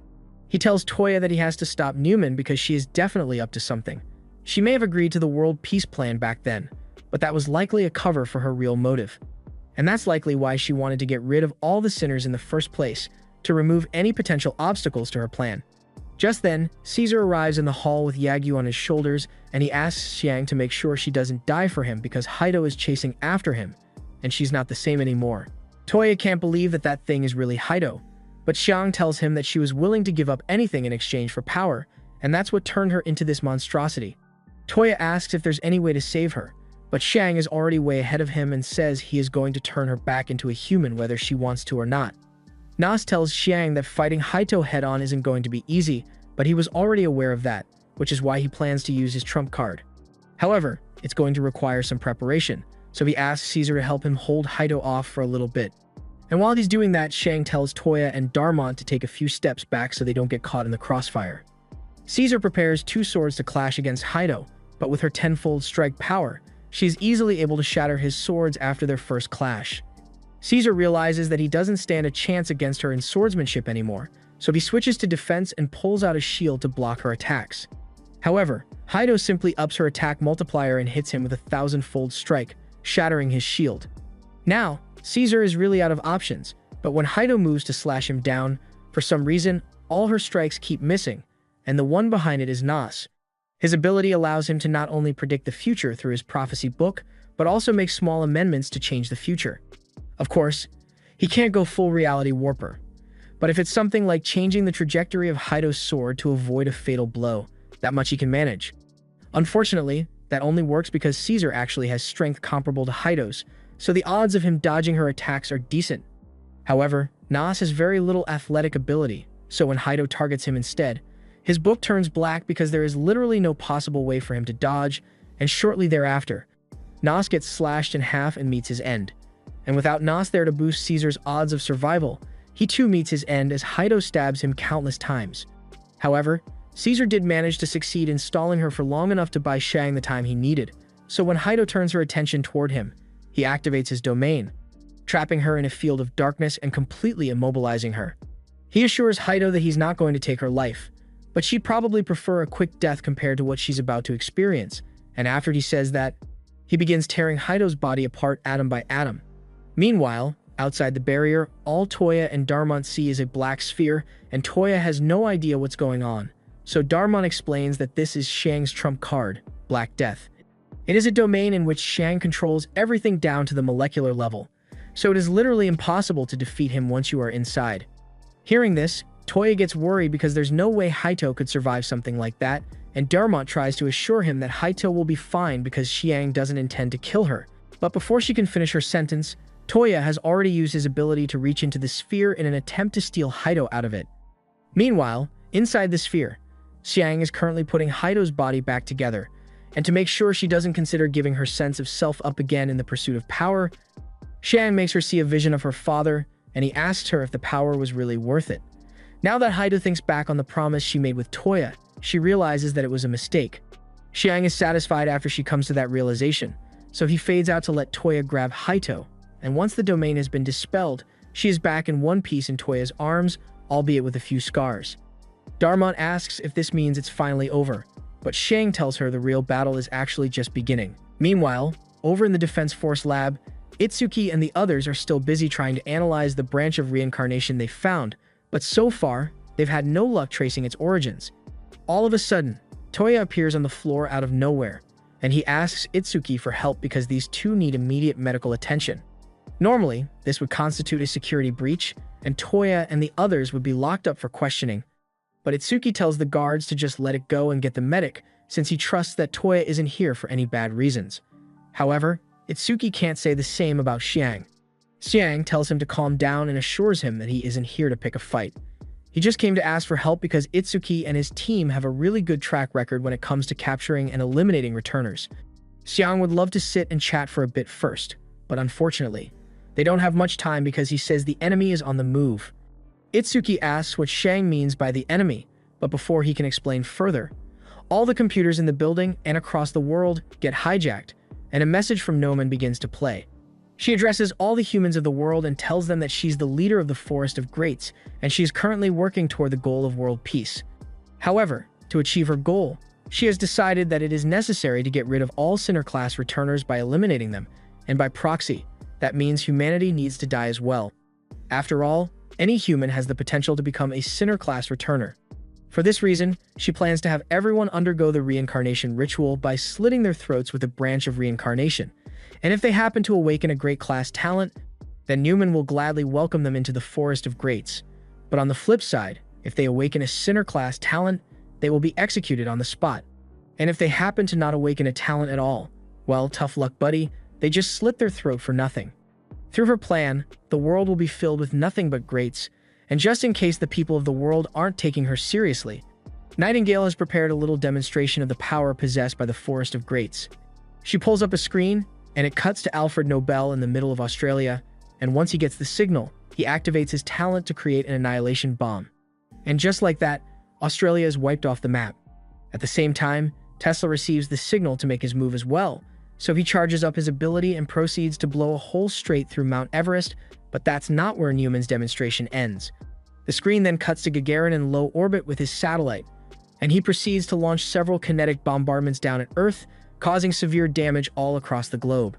Newman then addresses all the humans of the world again and tells them that this is only a fraction of the power they possess, because they haven't even busted out Heisenberg yet, but she assures them that they don't need to worry because the plan won't commence until the 1st of January next year, so humanity has 3 months to make peace before they either become greats or die. Once the transmission is over, Xiang destroys every single computer in the room, and when Itsuki asks why he did that, he explains that Newman was spying on them through the screens. Her true ability is Cyber Mastermind, which allows her to completely utilize any and all computers however she wants. Toya is shocked to hear that since he thought Newman's ability was just computational prediction, but Xiang explains to him that it is possible for a returner to have more than one ability at their disposal. Itsuki asks why Shang is acting so calm when he's one of the sinners that Noman wants to eradicate, but Shang says he's not going to be around much longer because his body isn't going to hold out much longer. He's pretty sure that Noman only decided to make her move now because she knew he wouldn't be around to fight her. And meanwhile, back at the Forest of Greats, Newman is talking about how her calculations were spot on because Shang should be croaking any minute now. Newton says it was a close call, since if Shang and the other returners he had on his side had attempted a last-ditch attack, it would have been impossible to stop them. But Noman says she actually accounted for that as well. Just then, all the heavy-hitter returners she had on her roster come out of the shadows, and Newman says she has them on standby in case Shang really did try to attack. That makes sense to Newton, but it's also a bit confusing since he could have sworn that Noble was in Australia just a moment ago on Noman's live stream. But Noman explains that she just had him teleport back. Hearing the word teleport gives Newton a splitting headache because he remembers that was Ain's ability, so he asks Newman what happened to her, and Newman informs Newton that he disposed of Ain with his own 2 hands. In fact, he was so thorough that all that was left of her was a foot, and hearing that sends Newton into hysteria because he can't believe he really did that to Ain. Seeing Newton's reaction, Newman assumes the hypnosis Nightingale cast on him is starting to wear off, so Nightingale begins walking over to him to redo it. Newton demands to know what they did to him, and since Nightingale is going to rehypnotize him anyway, Newman explains that Nightingale actually has a secondary talent called enslavement. It comes from the part of her story where the soldiers she treated were so grateful to her that they'd do anything she asked, which is why now she is able to enslave anyone she uses her healing powers on. Newton can't believe they would actually use an ability like that to make him kill Ain, but Newman says Ain wouldn't have needed to die if she had just accepted the enslavement and joined their side. Newton asks if this means Newman was the reason Seiya was killed as well, and Newman doesn't deny it, so Newton tries to rally all the others to help him stop her. However, he soon realizes that they are all already under Nightingale's control, because during Newman's time here, she had made sure that every single injured member of the Forest of Greats was healed by Nightingale at some point in preparation for this moment. Newton can't believe Newman really wants to go through with all this, and he asks her if Seiya's dream of world peace was really just a joke to her. But as he says that to her, he sees tears streaming down Newman's face, and that's when he realizes what's really going on here. Newman is being controlled as well.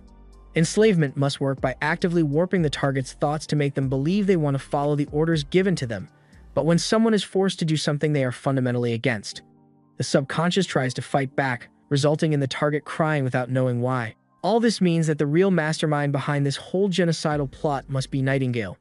Meanwhile, back at the Defense Force base, Shang has also come to the conclusion that Noman isn't the real mastermind, and that someone must be controlling her along with everyone else at the Forest of Greats. That means they are up against a completely unified force, but there's a silver lining to it because that also means they just need to take out the mastermind to stop all this.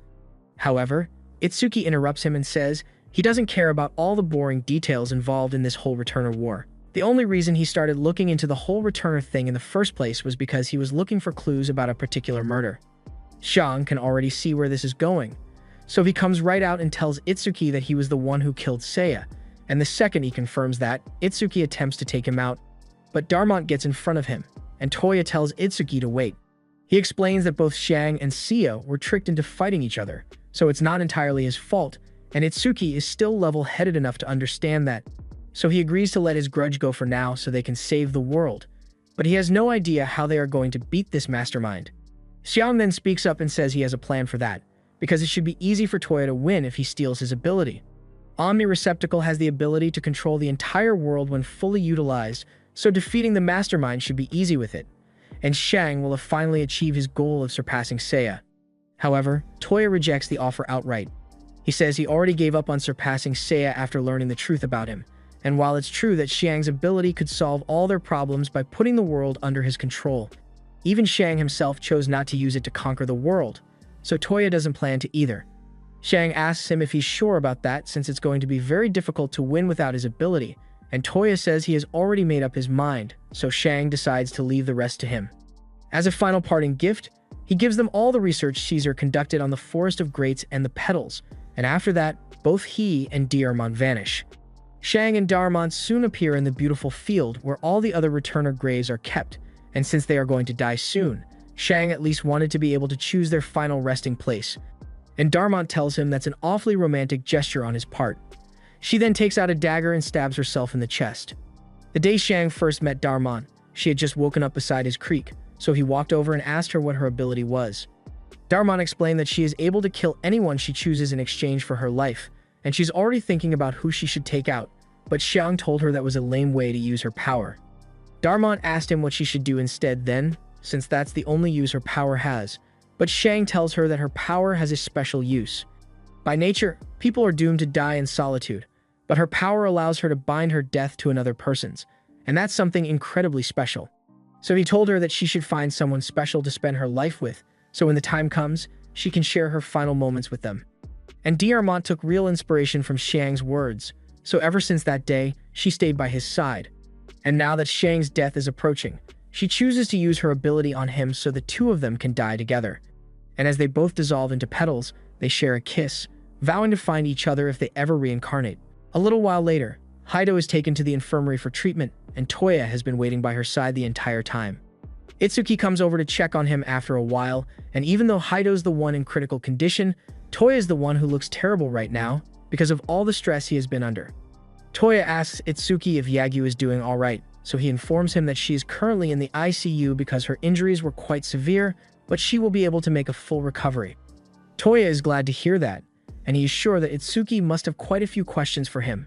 And he's right about that because they started analyzing the data that Shang Yu left behind about the petals of reincarnation and the returners, so they'd like to go over what they've learned so far with Toya.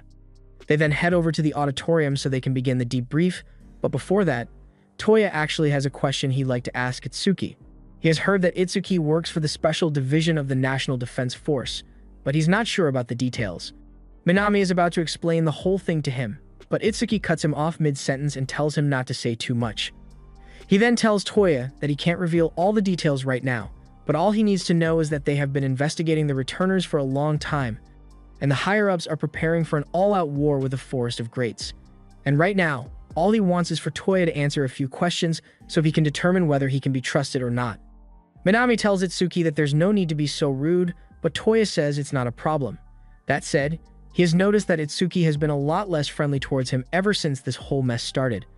Anyway, it's time to go over what they know, and since there's a significant risk of Newman spying on them through their devices, they are limited to using devices with no internet or transmission capabilities.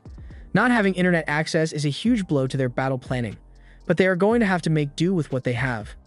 According to what Noman said, the Forest of Greats will enact their plan in 3 months, and even though Shang said that everyone, including Noman, was being controlled against their will, they don't really know who is doing the controlling, so no matter how they look at it, humanity is doomed to perish in 3 months' time unless they can crush the Forest of Greats before that. However, their overwhelming power is a major concern. In the demonstration they made, they easily took out at least 200 million people, and they need to find some way to counteract their firepower if they want to stand a chance. The first one on the list is Noble, and Toya doesn't really have much info on him since this was the first time he had ever seen him use his ability. However, considering the life of the real Alfred Nobel, Noble's power is likely called the Merchant of Death, allowing him to control and detonate bombs at will. But those bombs seem more akin to antimatter than regular dynamite with their destructive capabilities, and what's even more concerning is the fact that even though Nobel was at the epicenter of the blast, he wasn't harmed at all. Next on the list was Tesla, and his ability is a bit more straightforward, since he just creates incredibly powerful blasts of electricity. But Gagarin is a real problem because he is capable of performing precision orbital strikes from outer space, and his range covers the entire globe, so nowhere on the planet is safe from him.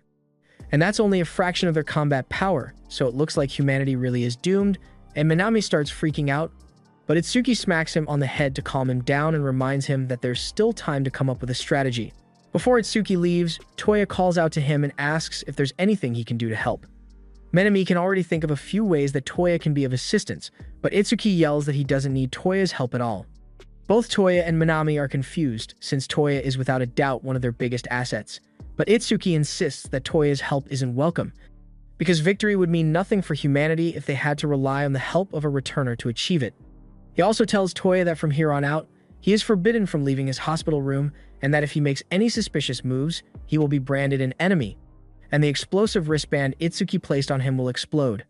He also warns him that trying to take off the wristband will cause it to explode instantly, but that doesn't deter Toya at all, so he immediately takes it off, and the wristband does blow up, leaving him with severe wounds. However, Thanks to the immortality talent he stole from Funasaka, he heals in a matter of seconds. Itsuki realizes that the bomb wasn't much of a threat to Toya, but he also has one around Haido's neck, and he warns Toya that if he doesn't stay put, then Haido will have her head blown off. Toya doesn't understand why Itsuki is doing all this, but Itsuki simply says this war will never end until either the humans or returners are wiped out completely, and he already has methods developed to deal with returners. The methods Itsuki mentioned are a series of mech suits powered by the branches of reincarnation to grant soldiers a significant power boost without turning them into returners, and he is currently sparring with the soldiers as training. The soldiers ask him if he really thinks it's a good idea to spar without putting on one of the suits as well, but Itsuki says he doesn't need it, and to prove his point, he slams one of the mech soldiers into the ground before he can even react. Itsuki's skill still far outweighs that of the other soldiers, even with their mech suits, but he knows this kind of strength isn't going to be enough to defeat the returners. In truth, the only reason he chose to reject Toya's offer to help was because of his attitude. Toya was being way too optimistic about the situation, so much so that it reminded Itsuki exactly of Seiya. In this war, an ordinary returner isn't going to be enough to stop the Forest of Greats. What they need is the power of a ruthless conqueror, so he is trying to push Toya to that point. Meanwhile, Toya is sitting by Haido's bedside, wondering what he should do in this situation. He wonders if he was being too naive because he genuinely believed that he could work together with the others and save everyone, but now, he is starting to spiral because he doesn't know what he's supposed to do now. However, just as he is on the verge of a complete breakdown, he remembers something Neumann had said to him a while ago. She had confronted him about the fact that he frequently turns his phone off so she can't spy on him, but she didn't actually seem all that upset about it at the time. She said she understood his need for privacy, but she asked him to do her a small favor and to avoid turning his phone on outside her garden unless he's in serious trouble. Toya didn't understand what she meant at the time, but now that he thinks about it, Neumann's garden is pretty much anywhere she can get a connection to the device, and since Itsuki sealed off all external connections to this place, then that means he is outside her garden right now, so he turns on his phone to see what happens. And to his surprise, an AI model Neumann created begins loading onto his flip phone. Once the AI is fully loaded, Neumann pops up on Toya's screen, and the first thing she says is that he looks awful with those dark rings under his eyes, which sounds a lot like what Neumann would say before she was brainwashed. Toya is relieved to have the normal Neumann back, but to be exact, Neumann explains that she isn't the original. She is a duplicate that was created with all the same memories and thought patterns as the original, so she could function in cases of emergencies, so she says Toya can call her Neumann 2. Neumann 2 was installed on all the phones of the members of the Forest of Greats as a precaution in case of emergencies, and she is surprised that Toya was the first one to figure out the activation mechanism, but he says it was just a coincidence. Since Xiang fried all the base's external connections, it became completely cut off from Neumann's network, which is what allowed Toya to trigger the activation in the first place. But moving on. Neumann doesn't have a good grasp on the situation because Haido seems critically injured, and they are in a building she doesn't recognize, so she asks Toya to tell her what happened. Toya takes some time to explain everything that has transpired, and after analyzing the situation, Neumann 2 informs Toya that this was all likely the work of Nightingale. She most likely has full control over the entirety of the Forest of Greats, including the original Neumann, and Toya is absolutely shocked because he never would have suspected Nightingale of having an ability to control the people she has healed. Neumann 2 also suspects that the original Neumann fell under Nightingale's control after recruiting her, because she had sliced her own finger to give Nightingale a chance to demonstrate her abilities, and though she had no reason to suspect Nightingale at the time, that was a real blunder in retrospect. However, Neumann 2 says there's still hope, because the original hasn't completely fallen under Nightingale's control yet. After all, when she first recruited Toya, she acted as though she didn't know who he was, even though there's no way she didn't recognize him as Seiya's brother, and she was also the first person to stand up for him when the others were giving him a hard time because of his talent. Toya asks if this also means that the 3-month deadline was the original Neumann's way of giving them a chance to stop Nightingale's plan, and that's exactly what it looks like since, realistically, the 3-month deadline has no benefit for the Forest of Greats. If Nightingale had been the one making the announcement, she probably would have just given the order to attack immediately. But since she has to give her orders through Neumann, Neumann is able to interfere, even if it's only a little. Toya feels really relieved after learning all of this because it feels a lot better knowing that he isn't fighting alone, but Neumann 2 reminds him that the situation is still pretty bad. The original Neumann is still under the control of Nightingale, and Neumann 2's computing power is greatly limited by the fact that she's running off Toya's flip phone right now. That said, she is still a proud genius AI, so Toya can rest easy knowing that she's on his side. While all that was happening, Itsuki receives a report from one of his men informing him that all the world governments are currently mobilizing their forces in an attempt to track down the Forest of Greats, and they have already begun eliminating people whom they think are suspicious, and several bounties have been placed on the returners' heads. But Itsuki knows the returners aren't the sort of people who can be found so easily, though there's not much else for them to do at the moment, so Minami suggests they should start looking as well.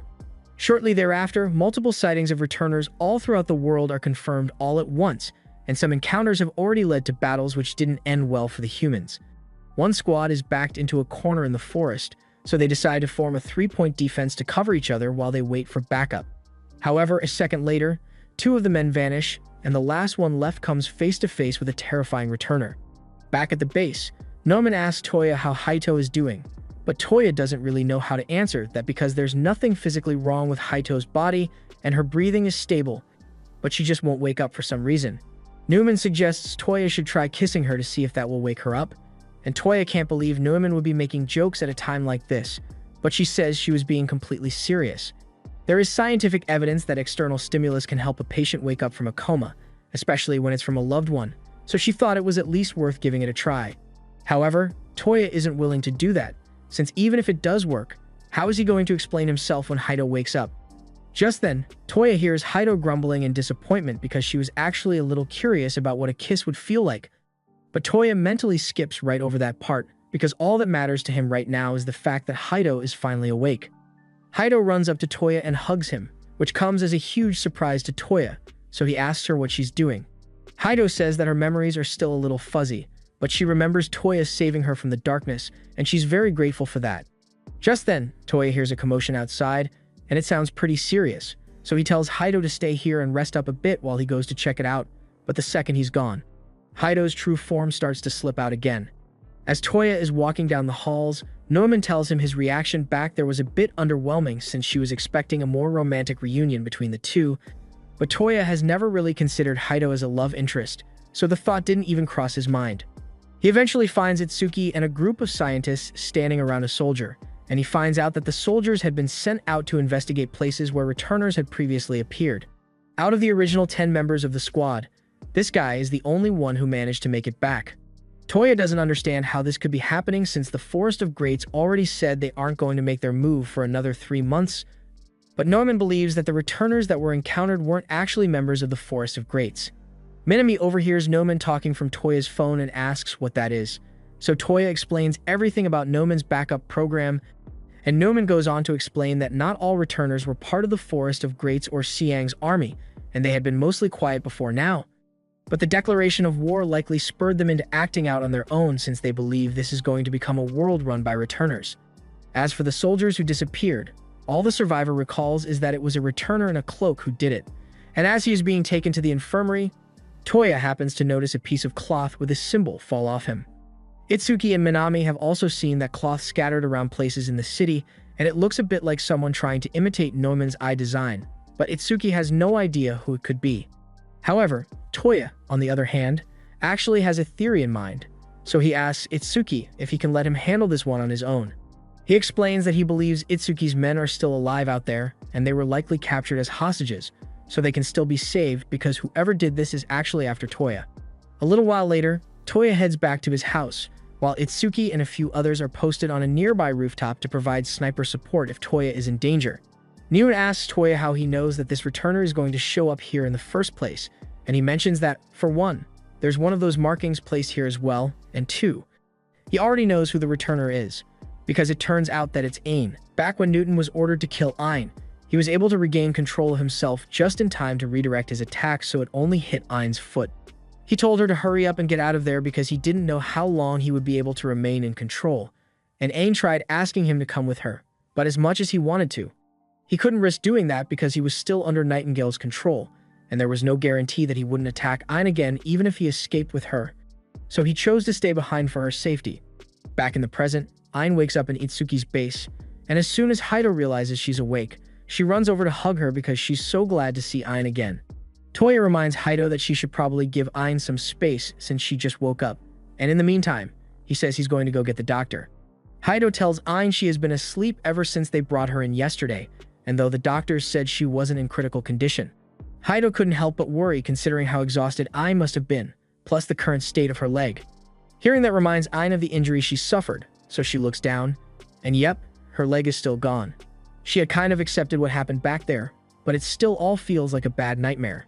She says she could really use some cheering up, so she asks for some cuddle time with Haido, but Newman too chimes in and reminds her that before that, they need to think of a plan of action. Ain realizes that Newman is right and apologizes for getting distracted, but then she realizes that it's Newman, and she is not happy to see her, so she immediately grabs the phone and attempts to smash it while the others try to stop her. After a little while, they finally manage to calm Ain down enough to explain the whole Newman 2 situation to her, and Ain thinks it makes sense since this Newman does seem a little different from the other one. Newman 2 says that's natural since she technically is a separate entity, therefore she is bound to have differences from the original. But that aside, Newman 2 is curious as to why Ain chose to use such a roundabout method to contact them, but Ain says that was just to ensure that the original Newman didn't catch on to what she was doing. The others don't quite understand what she means, so Ain explains that Newman is great when it comes to analyzing data, but she sucks at deciphering the meaning behind images, so by using a symbol like that, there was no way Newman would ever figure it out.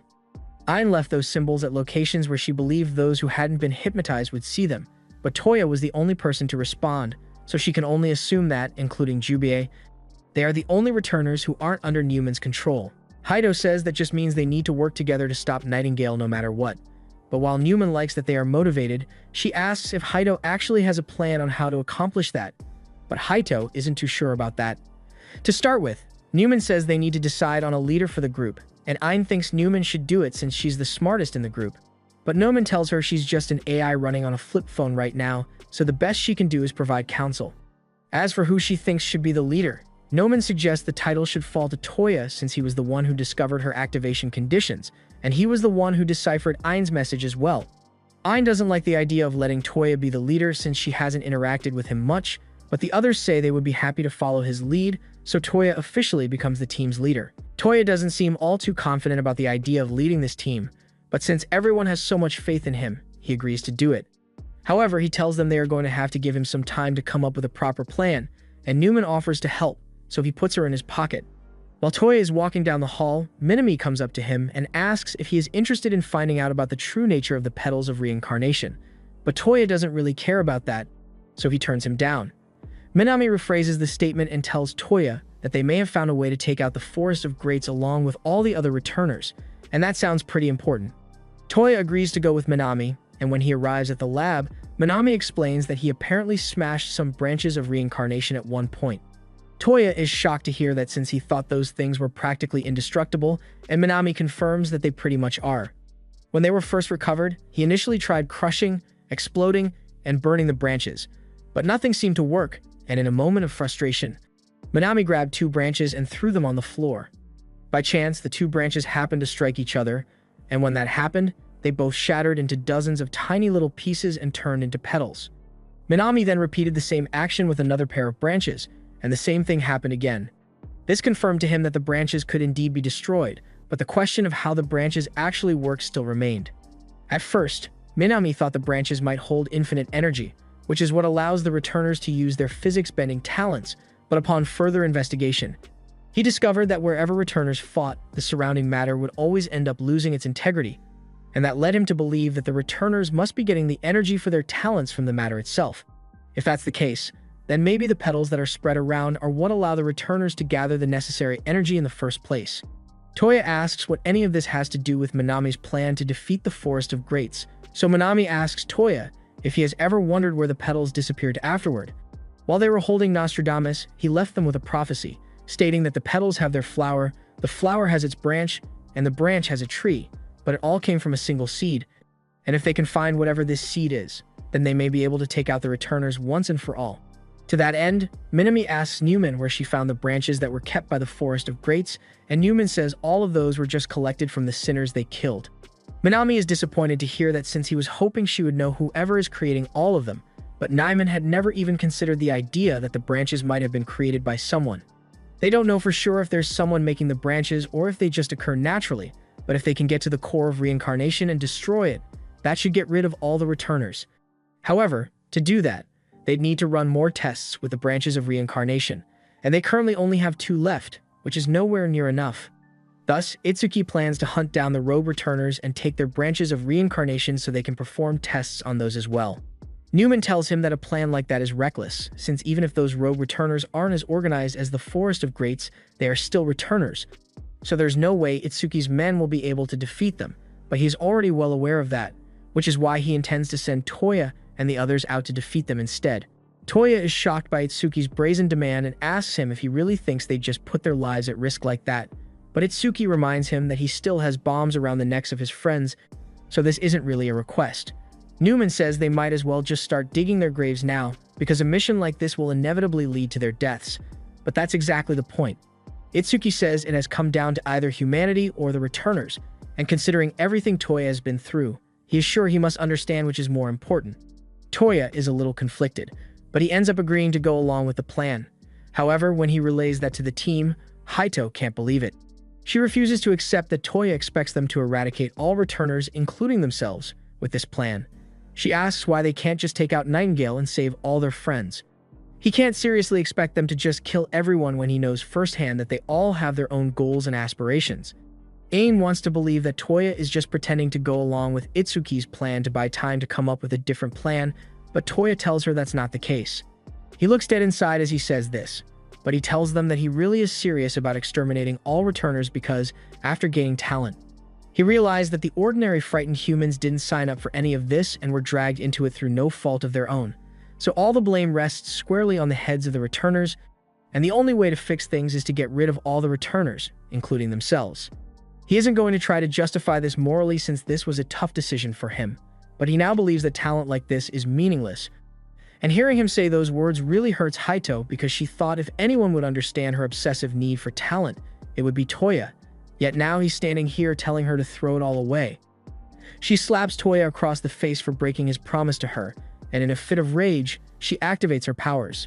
Meanwhile, in the training room, Itsuki is letting off some steam by pummeling the practice dummies, and Minami can tell that he's in a foul mood. So he asks if it's because he feels bad about what he did to Toya. Itsuki admits that Minami is right, and Minami tells him he should feel bad because guilting Toya into getting his hands dirty was an awful thing to do. Then again, it's not like they had much of a choice in the matter when the stakes are so high. But Itsuki can't help but wonder if it would be better to just throw in the towel, rather than put Toya through all of this, especially after everything he has been through as a kid. Itsuki then asks Minami how things are going with the Black Ops team, and he is informed that, surprisingly, none of them objected to working with Toya and his friends, since Toya did manage to save the people that Ain kidnapped, and if the Black Ops team is on board, then the operation should go off without any issues. However, just then, a big issue arises as the building begins to shake because Haito just tore a hole in the wall. She tells Toya that she refuses to give up on her dream of becoming a swordsman, so she is going to do things her way from now on, and then she jumps out the window. As Haito leaves, Ain grabs Toya and tells him to go after her. But Toya doesn't see what good that would do since Haito already made her choice. Newman chimes in and tells Toya that his stance is indeed the most logical solution, but this isn't about being right or wrong. It's about Toya's complete lack of consideration for Haito's feelings on the matter. She reminds him they are no longer strangers to one another, especially him and Haito, so his words hurt her more than he realized. Toya understands that, but he has no idea what to say to Haito at this point to make things right, but Ain doesn't care. She just throws him out and tells him not to come back until he has figured out how to make up with Haito. A few moments later, Itsuki and Minami come rushing in to see what happened, and Minami is horrified to see the giant hole in the wall. He begins panicking because he thinks the base has been exposed, but Itsuki reminds him that the base is currently tucked under a cave, so there's no way they could be spotted from there. That aside, he wants to know what happened here, and Noman offers to explain. But first, Jubei interjects and asks Minami if he has any way to track Haito's location, and as a matter of fact, he does. He pulls up a laptop that shows that Haito is heading toward the coast, and that's all Jubei needed to hear. So she immediately transforms and says she is going to assist Toya with finding her. Meanwhile, over in the Forest of Greats, due to the hole in the wall, Newman One was able to pick up on the fact that Ain is still alive, and she is forced to relay that information to Nightingale, who has some sinister plans in mind. As for Haito, she soon arrives at the coast, and she is just standing there thinking about everything that led up to this point when, all of a sudden, a man appears behind her. He says he is surprised that she is still incomplete this late in the game, But Hado has no idea what he is talking about since she has never met him before. The man says that reaction is natural since everyone who meets him ends up losing their memory of him. Haito doesn't want to take any chances, so she immediately attacks him when he starts approaching. But surprisingly, he shrugs it off with no visible damage, aside from the fact that his face is crumbling off. However, that doesn't seem to bother him, so he goes on to introduce himself as Alan Smith and tells Haito that he wants to have a little chat with her. Back at the base, the team is trying to figure out which rogue returners they should target first, and the first on the list is Napoleon. However, Napoleon has an ability that allows him to bring the dead back to life to fight for him, and he is currently hunkered down right on top of a mass grave, so he has an unlimited supply of soldiers to resurrect. For that reason, they decide that going after him would be too difficult right now. The next returner on the list is Rachel Carson, and her ability is also very difficult to deal with because she operates exclusively in the water. That puts them at a severe disadvantage since they'd have to go into her turf if they want to do battle. And on top of that, Ayn isn't particularly good at teleporting in the ocean, so her powers wouldn't be able to help. The remaining options are the returners who were spotted around the clock tower, and Ayn seems eager to get out there and fight. But Newman tells her it isn't going to be that simple, because these two are Laplace and Maxwell, and their abilities basically grant them molecular perception, so it would be impossible to sneak up on them unless they want to be found. Ayn is starting to get frustrated because each one of these returners seems practically impossible to beat, but Menami tells her to calm down because he has a plan in mind. Ayn is worried about Haito, but right now her top priority is to track down the seed, because if it really is the heart of all returners, then if humanity gets its hands on it, all returners will be eliminated, but if the Forest of Greats gets its hands on it, then humanity will be doomed. Ayn doesn't want either situation to happen, which is why she wants to become a third party by stealing the seed for herself, and that way, she'll be able to arbitrate and force both sides to leave each other alone. She believes this is the right thing to do because it's what Newton would have wanted her to do, and as she thinks this, she is reminded of the last words Newton spoke to her before he was taken over. She then starts thinking about the day she and Newton first met. She hated the fact that she got paired with a guy like him, but Newton was always nothing but upbeat and cheerful. There's still a lot that Ayn hasn't gotten to talk to Newton about, and she wants to get the situation under control before she sees him again. Just then, Itsuki asks Ayn how far she can teleport, so she informs him that she can teleport anywhere in the world as long as she has marked the location, and she says she has already marked all the major cities on the planet, so it shouldn't be hard for her to get to the rogue returners. Minami writes down his plan on the board and tells everyone that first, they will teleport to the target, then they will defeat the target and obtain the branches of reincarnation for further study. Ayn doesn't think that's much of a plan, especially if Minami really believes the Black Ops team can even help take down a returner. She tells him to just sit back and let her handle it, but Itsuki tells her that isn't an option right now. Ayn is still badly injured, and due to those injuries, even one teleport will leave her exhausted, so there's no way she'd be able to handle it all on her own. Furthermore, he says this battle is predominantly for humanity's sake, which is why he and his men need to fight. Sure, some may die, but that's a sacrifice they are all prepared to make since they need combat experience against returners. Plus, they won't actually be going in without backup, and to show Ayn what he is talking about, he calls for the secondary team to come in. Ayn is surprised to see a bunch of returners burst in through the door, and Itsuki explains that these guys are returners whom they had managed to capture before Shang Yu's death, and they absolutely refused to say anything before this. But after Shang's passing, they became completely cooperative, almost like Shang had sent them here to be captured on purpose, so they could serve as reinforcements when the time comes. However, among the returners, there also seems to be a strange old man nearby, and none of the returners know who he is, which puts them all on edge. Meanwhile, out in the forest, Toya and Jubei are still out looking for Haito, and they are almost out of the forest now. So if they keep following Haito's trail, they are bound to end up at the coast. But just then, Jubei senses someone nearby and immediately goes into a battle stance before yelling for them to show themselves if they don't want to be cut down. A few moments later, Alan Smith emerges from behind a tree, but he tells Jubei to calm down because he didn't come here to fight. At the same time, over in the Forest of Greats, Einstein is bored out of her mind because there's nothing for her to do. Nightingale asks why she didn't go after Ayn like she said she would, but Einstein already tried that and it didn't go very well, and it's all Ayn's fault. Tesla guesses that Newman must have given Einstein false information since her deep subconscious isn't fully under Nightingale's control yet, and he honestly thinks it's quite impressive how much she is resisting. That said, Tesla is also feeling really bored since he hasn't gotten a chance to do much of anything lately. He asks Nightingale if they can just enact the plan ahead of schedule, since he's more than ready for it. But Nightingale tells him he's going to have to be patient because she likes how things are going so far. With the declaration they made, a bunch of nations are busy fighting amongst themselves, accusing each other of siding with the returners, and she loves all the panic it is creating. Just then, Alan Smith leans on Einstein's head and tells her he's pretty bored as well, but just like everyone else. Einstein has never seen this dude before in her life, so she reflexively attacks, and Alan jumps out of the way. The others then prepare for a fight, thinking an intruder has snuck his way into the Forest of Greats, but Nightingale, on the other hand, bursts out in laughter. She is so excited to see him that she accidentally releases her crystals, which is really dangerous since a single touch from one of them could kill a person. Once Nightingale has regained her composure, she apologizes to everyone for her outburst and gets rid of the crystals, but she explains that she was just so excited that she couldn't contain herself. She then turns to the guest and asks him what his name is, to which Alan gladly introduces himself. As Alan Smith appears before everyone simultaneously, he tells them that he is the creator of the branches of reincarnation. The others can hardly believe what he just said, but Itsuki tells the guards to stand down, since if what Alan said is legit, then that means he is the key. Alan says the power of reincarnation was a gift, but it looks like his gift was too strong for humanity to handle because now they are here plotting how to destroy the branches. He thinks it's a shame, but Alan says he is going to respect their wishes and asks if they have any final words they'd like to say. Meanwhile, in the forest, on Toya and Jubei's end, they have just heard Alan tell them that he is the creator of the branches of reincarnation, but Jubei refuses to believe him and tells Toya they need to keep moving because that man is obviously lying to them. Toya tells Jubei to wait because he doesn't think the dude is lying, and just then, Alan appears in front of Jubei again, telling her that he isn't lying and that nothing is unknown to him. Like the fact that Jubei is still slightly tormented by the betrayal of her friend or the throbbing in her right eye, and this sets Jubei off, so she takes off her eye patch and lashes out at Alan.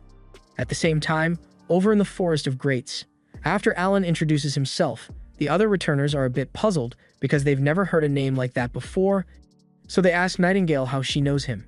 But Nightingale has never actually met Alan before. In fact, it is practically impossible to become acquainted with him by his very nature, but Nightingale had hypothesized that someone like him had to exist. After all, despite there being so many returners, no one has ever found out when returners first started appearing. And the fact that returners pop up all across the world means there must be someone distributing the branches of reincarnation, and that someone is Alan. Back on Itsuki's end, he asks one of his men to toss him a knife, and then he points it at Alan, telling him that if he came here to talk, then he had better start right now. Itsuki asks him if the seed is real, and Alan tells him that it most certainly is real, and he even offers to show it to him. In the next second, Itsuki finds himself in a pitch-black room where he turns around to find a black seed floating in the air with dozens of branches of reincarnation growing from it. This is exactly the kind of confirmation that Itsuki was hoping for, but his gut tells him it's not going to be easy to recall the details from this vision, and he needs to find a way to etch this into his memory, so he decides to stab himself in the hand to make sure he doesn't forget. Meanwhile, on Toya's end, after Jubei attacked Alan, he dropped his briefcase, and it turns out to be full of branches of reincarnation. Toya tells Jubei to wait and put her sword away, and Jubei is surprised that Toya actually believes that Alan is the creator of the branches of reincarnation, but from what they've seen so far, it seems pretty likely that he's telling the truth, and it's the best lead they've got. Toya has been trying to stay mostly positive about the situation so far, but the truth is that everything could fall apart in an instant if Nightingale just decides to commence her plan a little early. However, if they could get some inside information from the creator of the branches himself, then maybe they might stand a chance. Jubei realizes that Toya is right, and if this man truly does know everything, then maybe he can show her the reason she decided to become a returner in the first place. Alan thinks it's a bit greedy of her to want those memories back after she already threw them away, but since she asked nicely, he's going to give her what she wants. In an instant, Jubei finds herself in a pitch-black space where memories of her life before becoming a returner begin to play. It turns out that she was originally part of the same dojo as Haido, and the hatred that drove her to become a returner was the fact that Haido killed their master using the power she gained after becoming one. Sometime later, Toya finds Jubei passed out on the ground, so he rushes over to check on her, but now that he thinks about it, he doesn't really remember what they've been doing for the past hour. The same thing happens with the people back at the base since they barely remember what happened, all except Itsuki, who managed to hold on to the memory of the seed of reincarnation thanks to the pain from stabbing his hand. Unfortunately, Toya had no such luck because he can vaguely remember meeting a strange man who was supposedly all-knowing, and that he asked the man for a way out of this mess, which the man answered, but he can't remember what the solution was. As for Haido, after her encounter with Alan, she ends up wandering back over to the dojo and collapsing on the floor there.